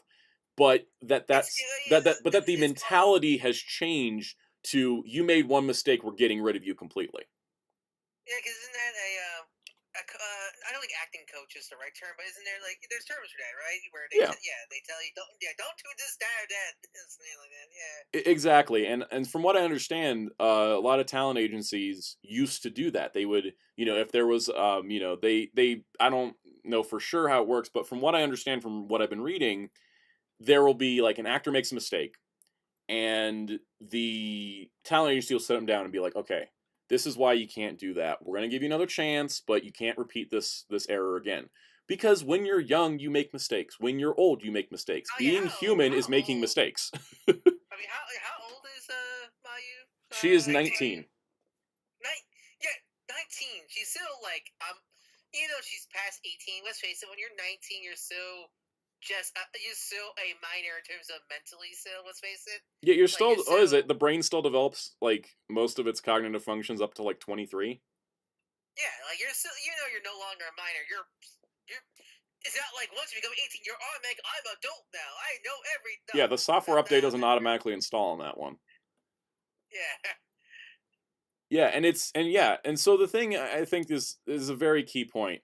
Now, going forward with this, if Toei can no longer use her likeness, and there have been other issues, there have been other actors, I know everyone's going to point to Commodore Aguilera from Revice, where her agency dropped her and blamed her for having a stalker, even though that's not her damn fault.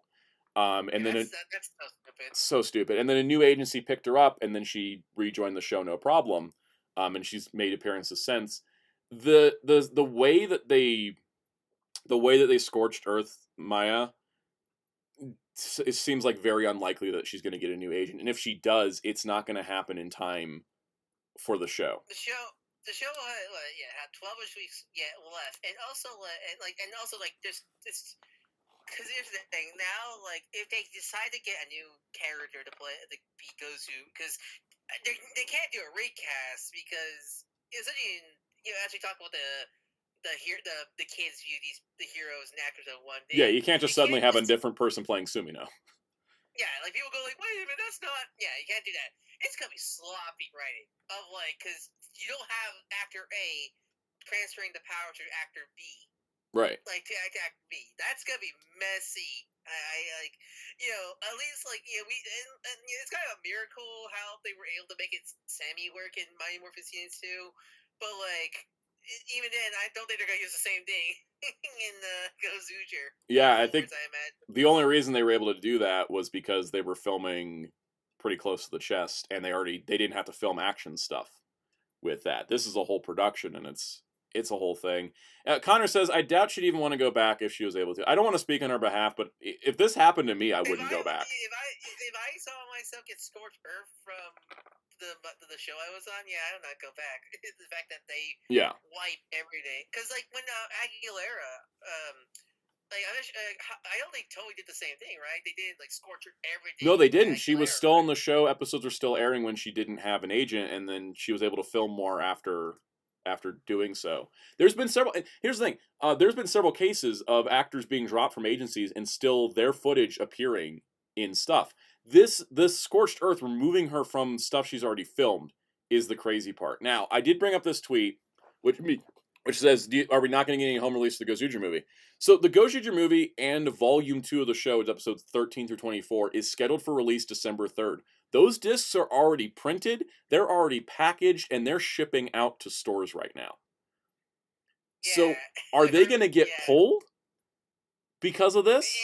Where's the line of this likeness pulling, right? I imagine they're probably gonna send notes to the stores please send it back, probably. I won't be surprised. That's going to be expensive because they have to refund all those retailers. And also, like, because how many retailers have, like, magazines where in it from, like, Television Yeah. such like that sit on the shelves? I know people have been buying up her toys because they're like, are these going to get pulled from the shelves? Anywhere, like, I don't think there's any toy with her voice in it so far. Not currently. Yeah, but, like, so just in case. Yeah. Like, there's, like, you.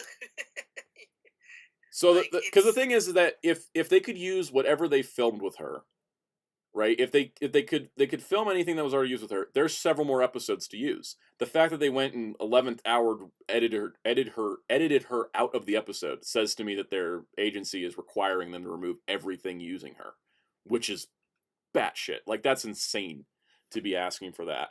I did want to talk about Ultraman Cosmos because I think that Ultraman Cosmos is a decent comp, but not like an exact one. So for someone, for those that don't know about Ultraman Cosmos, I'm going to switch over to my camera at this point because I don't have any more visuals to add. Ultraman Cosmos was wrongfully arrested for a crime he did not commit during the run of the show. He was essentially set up and took the fall for it. Tsuburaya and his agency did a scorched earth maneuver where they pulled Cosmos off the air. They put the show in hiatus. They started airing Ultraman Neos. They went and started reshooting the second Cosmos movie to have a story. The kid. Yeah, the kid version. Yeah, that's why there's a kid version of Cosmos. They went and reshot part of the movie. Then they had the show on hold. Then they started filming episodes without him. They're like, all right, let's just pretend that like Musashi's just not in this episode. And they had Ultraman Cosmos. This is the thing. They had Ultraman Cosmos talk to the kids in the audience and say, hey, Musashi's not in this episode, so don't be waiting for him. He'll be returning sometime in the future. Like something like that. And it was like the Ultraman talking directly to the camera, which is creepy as hell when you look back on it. That thing, scary. But then, once we got to that point, they found out that he went to court. He didn't do the crime. He's absolved. Agency picks him back up. Tsuburaya apologizes and goes, oh crap, we're so sorry. What did we do? We jumped the gun on this. And then reinstated him into the show and then reinstated the original version of the movie and released it. And it was a bit of an embarrassing moment for both companies because they went through all these hoops for something he didn't even do. And so this reminds me of that.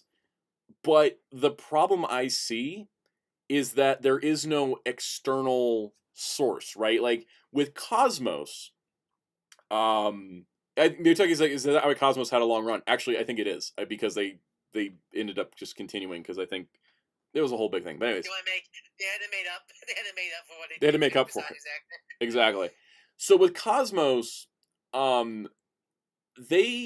there was an external thing, right? There was this police report and this arrest, right? Like there was an arrest for the alleged crime, which means that it was in the news cycles, right? And they freak out over it. With this situation, the only source that's telling us of this alleged underage drinking is the Toei statement coming from the agency. So it just doesn't feel like this just feels wrong. You know, it just, like, I can't put exactly my finger on it, but like something stinks with this situation. And yeah, and it's so sad. And like think about the show. The show's not gonna be good going forward. The show can't recover from this. There's not enough time. It's because, yeah. Like, because in a similar, if they try to do like a new person takes over the mantle, like so. I'm thinking back. So when was the switch in Lost Galaxy? Was that midway through the series, or it was right after the crossover?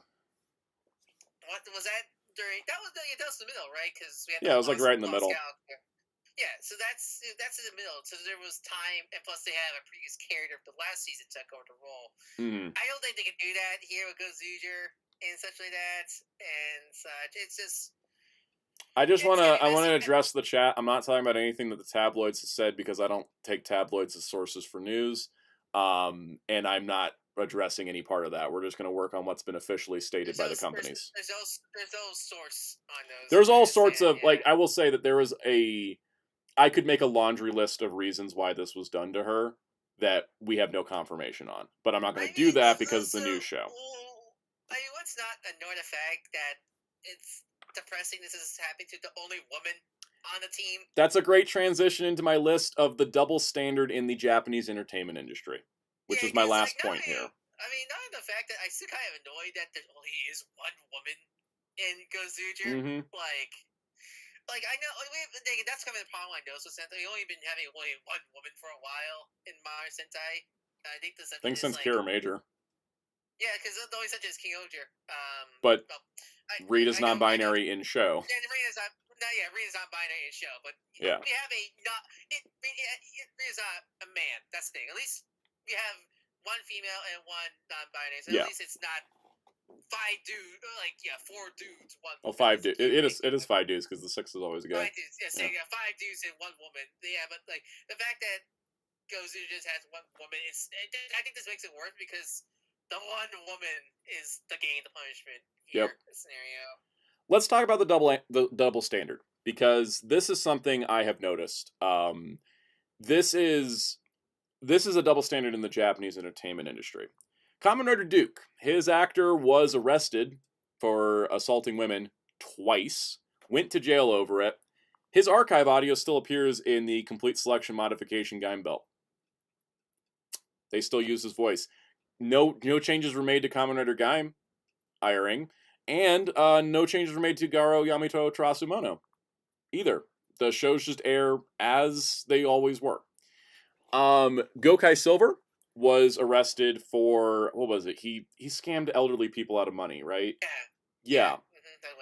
His likeness not taken out of the show. No edits to Gokaiger were made. They did not put him in the most recent Memorial Mobirates, but Garo Yamato Terasumono, Gokaiger still air as normal.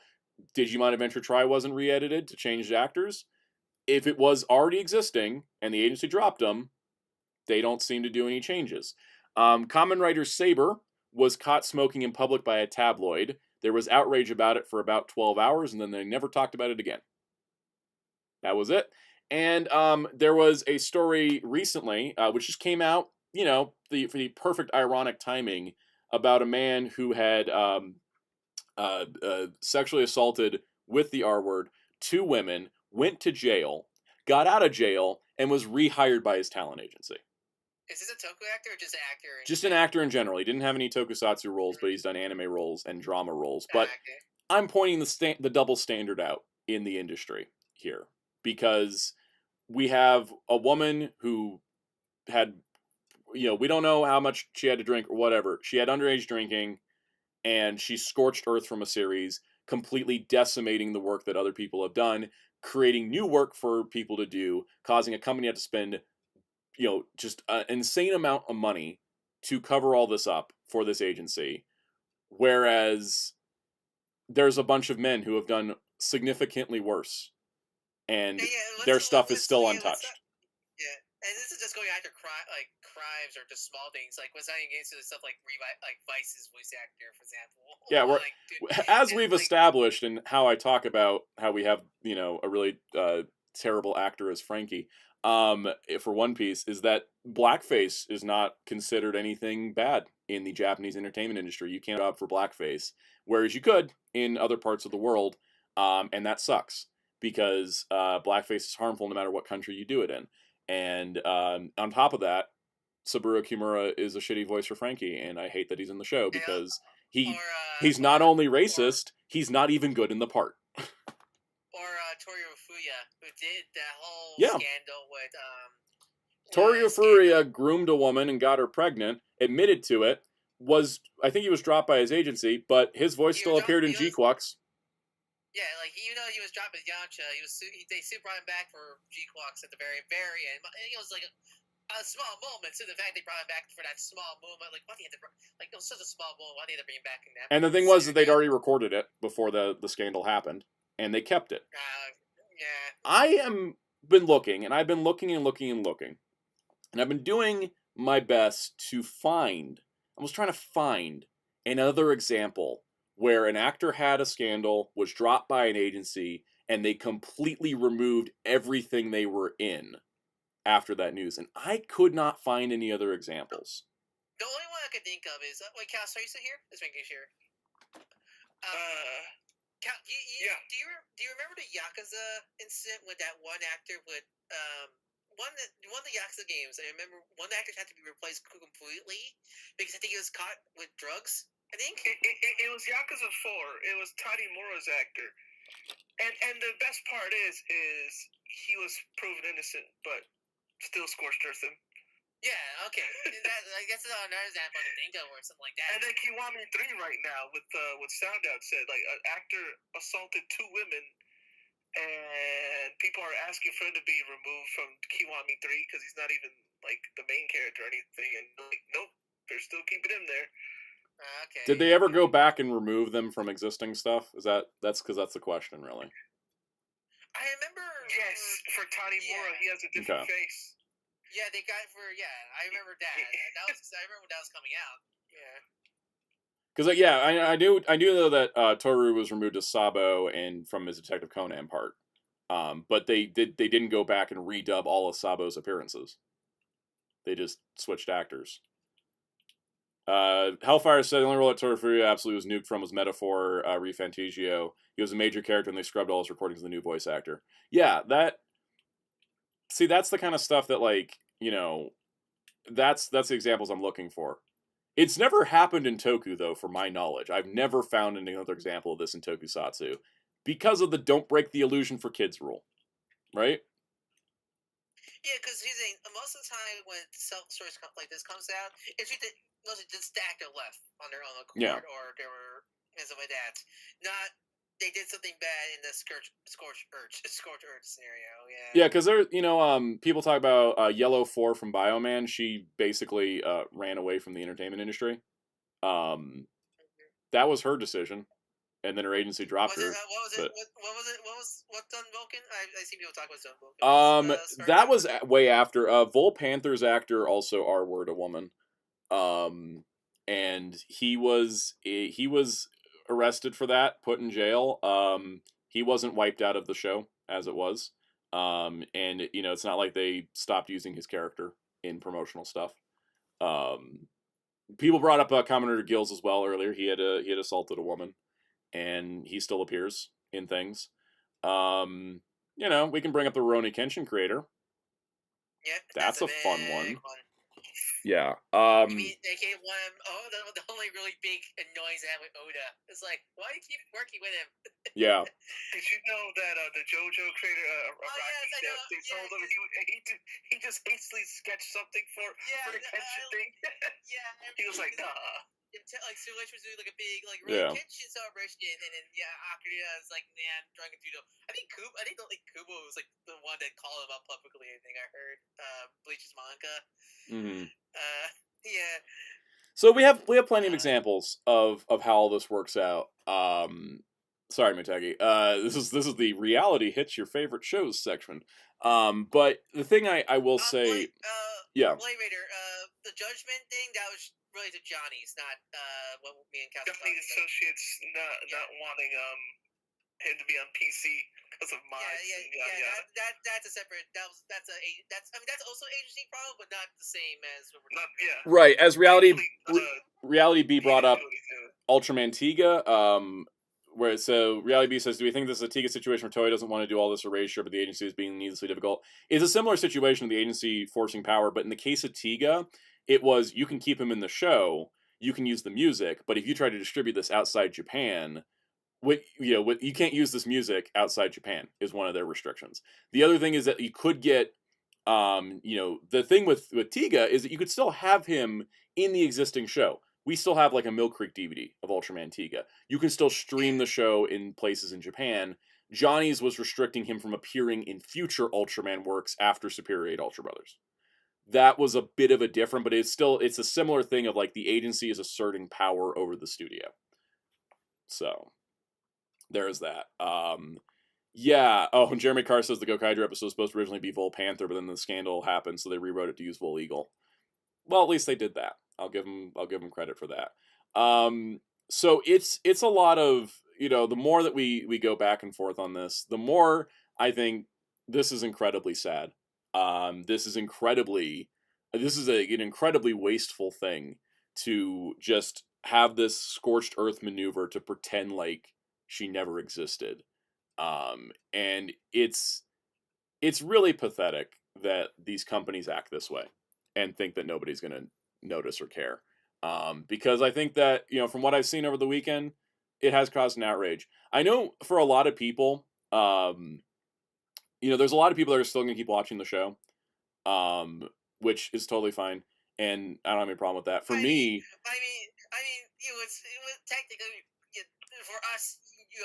I was gonna say, you can't, nobody, I've saw some people that are like shaming people for wanting to watch the show, and I'm like, you realize if you're outside Asia, you can't boycott the show because you never made a viewership impact to begin with.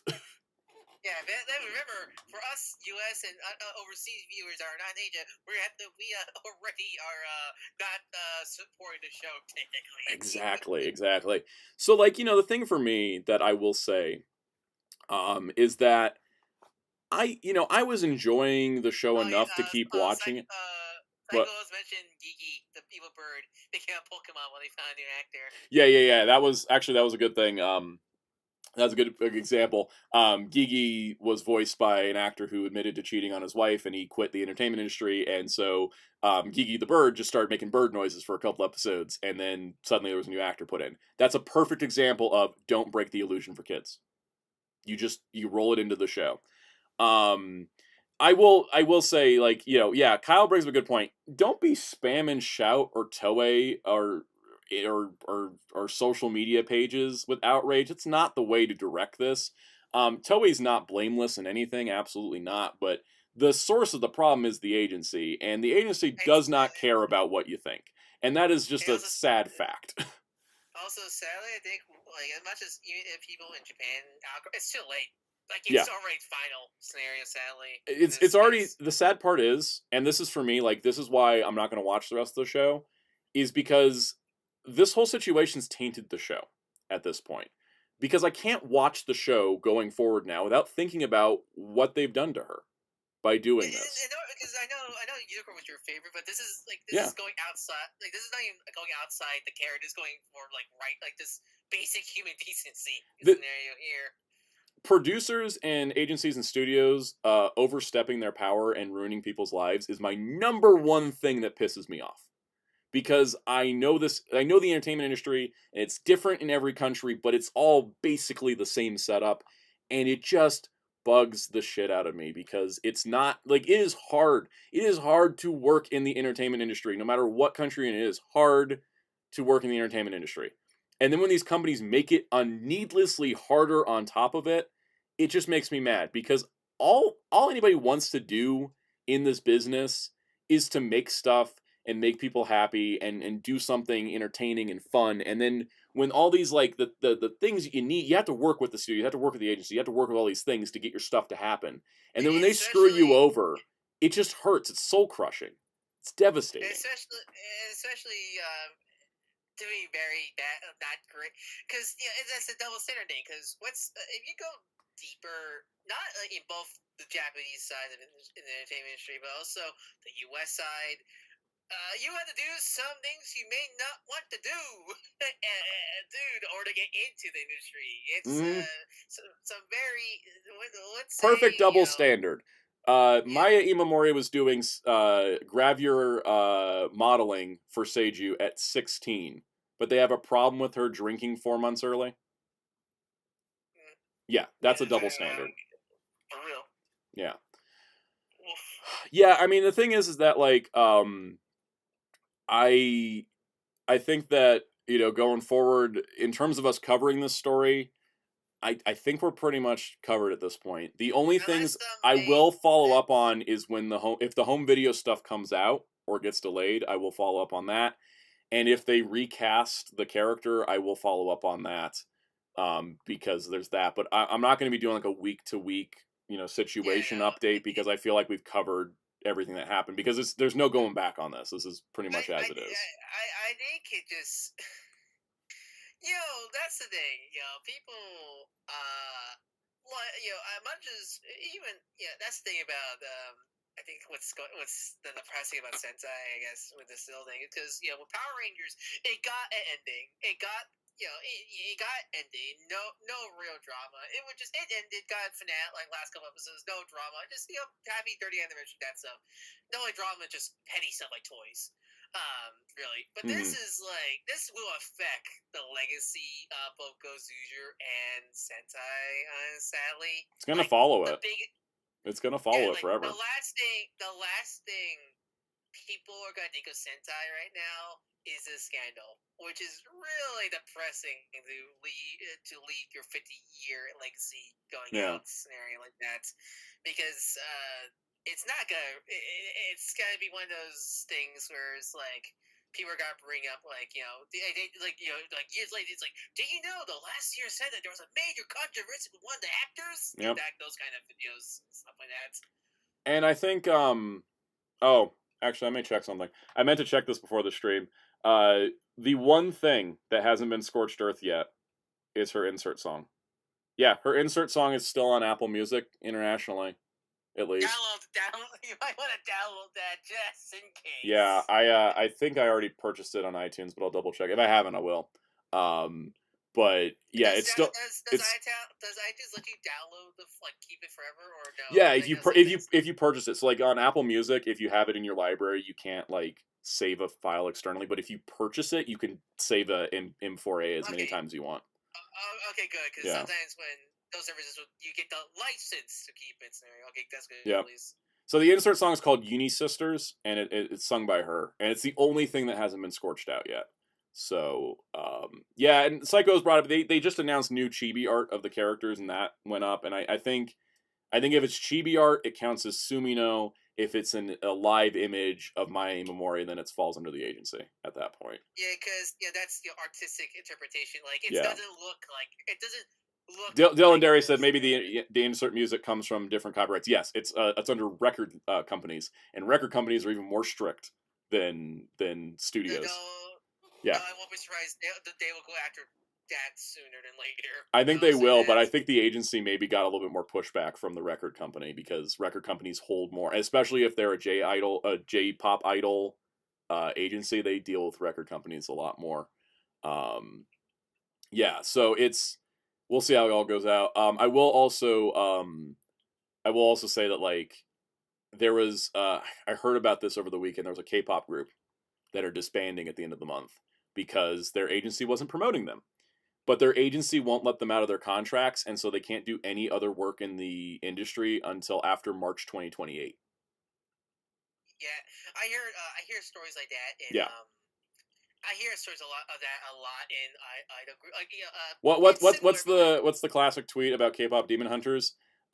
This movie lets you know it's fictional by having a supportive manager that's not trying to exploit them. Yeah, because I heard stories like that with VTuber industries, which are practically the same thing because a lot of VTuber industries are also idol companies also. So I hear stories like that where companies who have you sign a contract where you can't.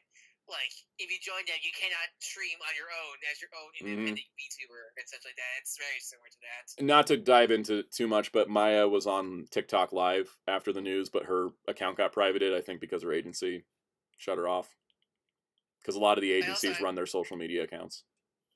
I mean, that and also, sadly, that she's been getting a lot of harassment from her, which is really shameful. It is. The people harassing her should be ashamed, and honestly, the best thing for her, I think, would be to stay off social media because people are just awful. It's awful.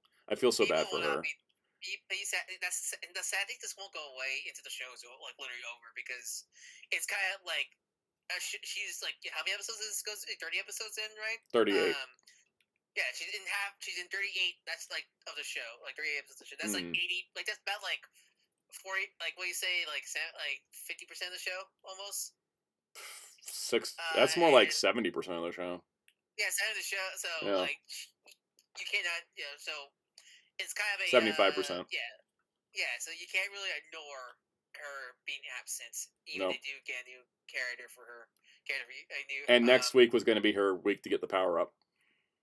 Oh, that's even worse. Honestly, the fact that she was to get the big power up next episode, but then yeah. Yeah. See how some of the things people are saying she should do or industry she should join is disgusting. Yep. And I have strongly worded things I would say to those people, but I'm trying not to get myself into a flame war today. Yeah, Blade Raiders are like there's like a fifth of the show left at most. Yeah, we're in the last like quarter, so I will also say that like Commodore 64 said we should be glad that Sentai is ending if they're going to treat their actors like that. That was kind of my first thought this weekend. I was like, maybe it's a good thing this is ending because like what the hell, man. Because sadly, this is not new It's not. agencies treating us like, let's not forget the Shinken Red story, right? Where you live off only with water. He was living on water and bread because his agency was underpaying him because they didn't want him getting too heavy for the part, even though he was like a twig. You look really you look very malnourished half the time. And that's why he like never came back after his contract was up. Which I mean, that's the thing about Toei and their relationship with their actors is you ever wonder why the Hibiki cast never comes back? The Hibiki actors are like it's like because then you look at Ultra Subaraya. Notice how like they always get back to all the new gen Ultra actors back for like Ultracon, like all the stage events because they have a good relationship with their actors and stuff like their agencies. Where like Toei definitely has a history with their actors and not getting them back because of how they were treating the show. If I were to take a guess, it's because Toei doesn't go for bat for their actors as much as Subaraya might. Yeah, I don't know for sure, but that's my suspicion. How many times we talk? How about Godai's actor has never reappeared ever since, such like that. Yeah. And there's also cases like Hibiki's actors say he'll never come back as long as Shirakura is still working there because he hated what Shirakura did to his show. And that's what happens to it as well as producers. Yeah, I forget what the Kuga was. What Godai's actor was that a actor? Was that like a bad time on the show, or was it like a Christopher Eccleston? He liked doing the show and he loved the character, but I don't think he likes the people that work at Toei that are in charge of the franchise.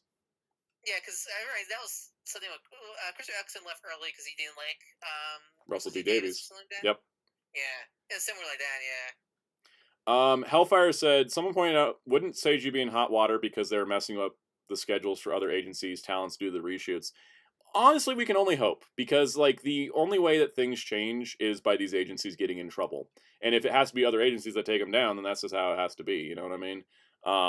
Because ultimately, the agencies hold the power in the Japanese entertainment industry, which is like the source of like a lot of problems, and I just, I don't know. It's a sucky situation.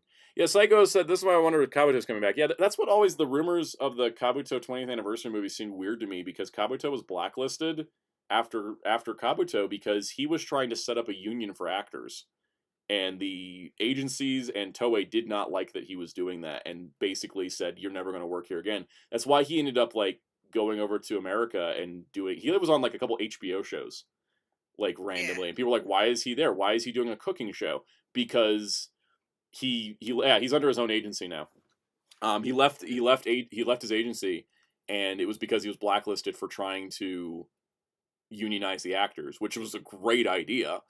Because that's the thing that some people may not understand. In Hollywood, for example, there's the Screen Actors Guild, which is all for protecting actors' rights. It's separate from the agencies. It's separate from the studios. It's about establishing baseline rights for actors. There's nothing like that in Japan. They got nothing like that. I mean, that's what I know. Like a lot of big voice seiyus in Japan create their own industry. I think like Joe Nanaka, like one of the big, it was a big voice actor in Sentai. I think he creates his own voice actor agency. I could be wrong, but I remember hearing about. I mean, Masahiro Inoue, who was Kamen Rider Decade, he left his agency, started a new agency, created his own production company, and then bought the rights to the animation studio that made Bubblegum Crisis. Like, which is insane. This is nuts. Like, that man just started making his own business moves. Which was great. Clearly smarter business moves. Oh, yeah. Sounds of it. Somebody also mentioned Mabius going off and making restaurants. Well, from what I understand, maybe this actor just wanted to do an Ultraman. He was only in the industry to be in Ultraman, That time finished, and then he was like, well, maybe I'll go do some acting gigs. Didn't find he liked it that much. Went and made restaurants instead. Yep. I think like he's not. I think he said he's not like opposed going back to Mirai. But I think he's more happier just doing his restaurant business. Which that's good. Also, side note, and this is absolutely no shame to him because he looks the happiest he's ever been. But they wouldn't let him back in because he, as a restaurant owner, is not the ideal body shape that they use in the Japanese talent agencies. Oh yeah, no, definitely. But like, yeah, so like he would love to come back, but they wouldn't let him come back because of the body shaming that exists in Japan. So I think at very least, I think they should come back. He should. At least voice Mabius. Yeah, it would be nice for him to voice Mabius like next time there's an Ultra Galaxy fight because I think he's great. And Ultraman Mabius is like one of the best characters, and it's funny though, he has a YouTube channel where he'll like interview actors he worked with as doing his it's so fun. That guy is having the time of his life outside the entertainment industry. I mean that's like the ultimate goals. Only doing the industry just to play Ultraman. You get inside Ultraman, leads start a whole restaurant business. Speaking of restaurants, Ginga Green owns a grill in Mexico. He has a steakhouse grill, and he lives in Mexico. Oh, that's cool. Yeah, and it's fun because he's decorated his restaurant with like Ginga Man merch and stuff, and he like tells people like, "Yeah, I was in that show, but like I enjoy cooking more." Blueberry mentioned. That is sadly. Blueberry mentioned. I miss heavy Sentai gear. That is such a. I think that does really show how sadly the entertainment industry really is like. We must only have the skinny hot people as our main leads. I mean, they've even had pushback on Sentai actors when they're like 35. Is it in Brazil? I thought it was Mexico. I always see Mexican TikToks talking about it, but anyways, somewhere in good old Latin America. But yeah, no, that's the thing is that like that's the thing is that there's like when actors are older being Sentai Rangers, they're like there's some pushback on that when they're like 35 and they're like that's too old to be a Ranger, and it's like what? That's pretty much a thing in Japan. I noticed because there's the gag of like the 20 the woman in her late 20s getting like the Christmas cake and being like their mother going like, oh, are you? Am I gonna have grandchildren? Like that's a very thing in Japan. Yeah. I understand. And I don't want to speak too much on the Japanese culture from being someone that's never visited the country, but I do want to say that a future conversation we might have on this channel, because it's spurned by One Piece, because why not, is the way that Toei is not appreciating people of tan complexion. Didn't Gator just came back recently? Nojiko came back, and she looks whiter than currently 2 white Usopp. And I go back to, and it's funny that Nojiko came back because I was just watching the Arlong Park arc. While I watch One Piece while cleaning because that show's pacing is driving me insane. So I'm like, I'm gonna watch it while cleaning, and I'm like, oh, it's nice that she has like a tan skin tone, and she like looks really cool. And then like she comes back post time skip in the anime, and she is like so white that you could like use her to balance the white balance on your camera. Okay, like it's ridiculous. What do you say? Brooke's even more whiter? Yeah, even Brooke is whiter than he used to be. It's like the whole color palette got washed out, and so everybody's skin tones got light washed. Well, oh wow, because it's been a while I've seen Yuriko, because I actually use Yuriko, but like, yeah, she like there's actually I can definitely see why they casted black actress for her in the Netflix series. Yep. Honestly, because she knows that complaint, but yeah, they. She had the same skin tone as Usopp. Those are both black characters in my mind, even before the live action casting. Because even when they did the Arlong Park reanimate, was special, they still had like she's a bit lighter, but she still has like a tan, and then I look at now she's just a white woman. White woman, yeah. Blue Baron said at least it's not a green tint. Honestly, maybe a green tint would help. It put a bunch of color back in people's skin. But like, But no, there was somebody that compared like the cast of I think Mask Man to the cast of Gozyuger about like how Mask Man there was like different shades of skin tones between people, and then Gozyuger's cast everyone's white. Yeah, it's a conversation to be had. We just can't have it now because we've already been going on a long time. And not like white people, but just like their skin tones, whiter compared. Yeah, we don't mean Caucasian. We just mean that like. Look at me. Like, I'm not one to be talking about things being too white-skinned, but like, it's just, it's a case though that like, it's a conversation to have about colorism. At one point. Yeah. It's a problem I notice. It's a problem I notice a lot because Goku's a good example from Kamen Jojo. Goku used to be a tan boy. I'm looking at GT. Yeah. He was so tan in GT. He lives on a farm. Why is he like pasty? Pale. It's always I mean, what annoys me is in anime adaptations where in the manga the character is very dark skinned. Like I think of like characters like Murako in My Hero Academia. Horikoshi always colors her with the darkest complexion, and then here comes the anime where they brighten her skin up. Like no, darken that. Emilio asked if Vegeta had a tan. I don't think he did, but he's from space, so. I know. It's at least in some color panels and some early Z, and some Z, like I think Blue Era, I think he has a very much yellowish skin tone, and I think he does kind of keep that, but it's definitely more lighter than it used to be. Yeah. The scenario like that. Do I need to point to my One Piece box set? It's getting washed out by my lights, but this front cover of the One Piece box set one, everybody's a different skin tone. It's cool. It makes everything more interesting. Makes life better. More representational. I mean, never forget Robin. Never forget Robin. Oh my god. Like I'm bracing for the fact that I'm gonna probably need to like paint the Robin figure. He gets buy a second copy. Because like Zoro ain't tan enough either. The anime hero Zoro has more tan than the figure art does. So. Oh wow, really? Yeah. Yeah, it's crazy. Even the Luffy figure, I think even the Luffy anime here has a little more color to it than he does, and it's funny. The Luffy figure art is actually darker. The live action Luffy figure art's too light though. So. You know, and that one like that is wrong. I mean, never forget Mike, the first Michael in figure arts. Yeah, no. And then Hasbro's like, "What are you talking about? That's Michael O'Hara." Yeah, no, it's funny because the Lego figure actually was like spot on. Yeah, Lego got the correct. Lego could do it right. Yeah. Later said if NECA made One Piece, they'd make all the skin tone colors. Presumably, I mean, production-wise, they would, but I don't know if Toei would let them. That's kind of. Toei approval. I believe it is a Toei problem. From what I can tell, it's a Toei problem. Definitely. Yeah. Well, anyways, I think we should get rolling off the stream because we made it through the snooze.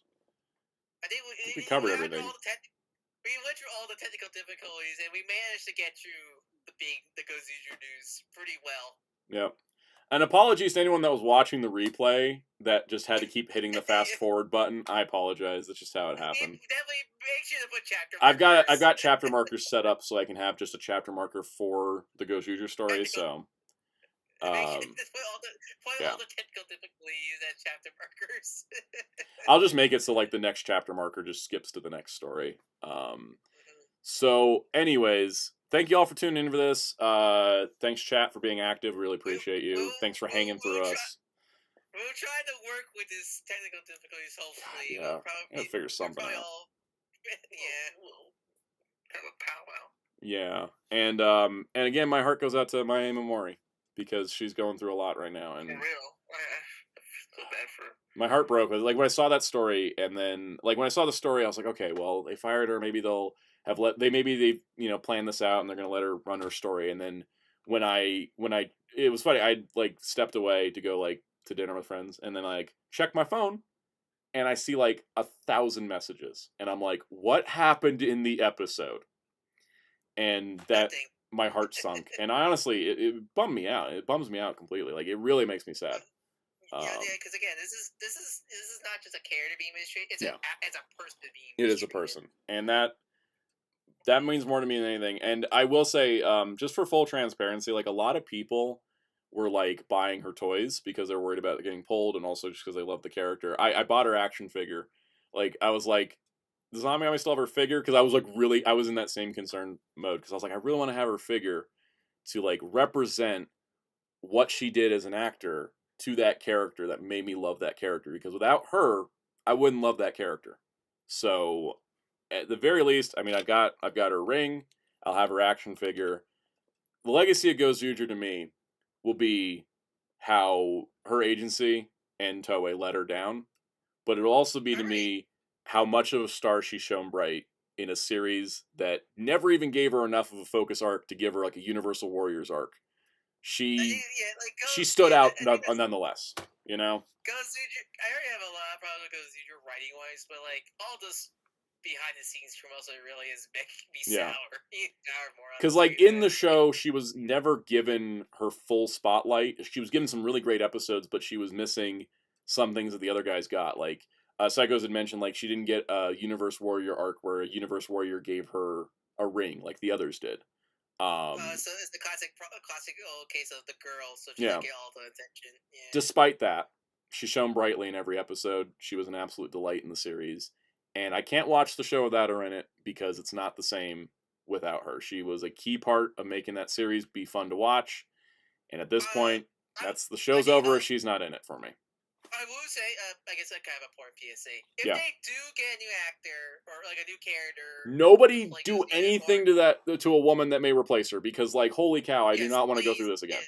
Please don't harass the new actor. They do get a new actor to play. That's not her fault.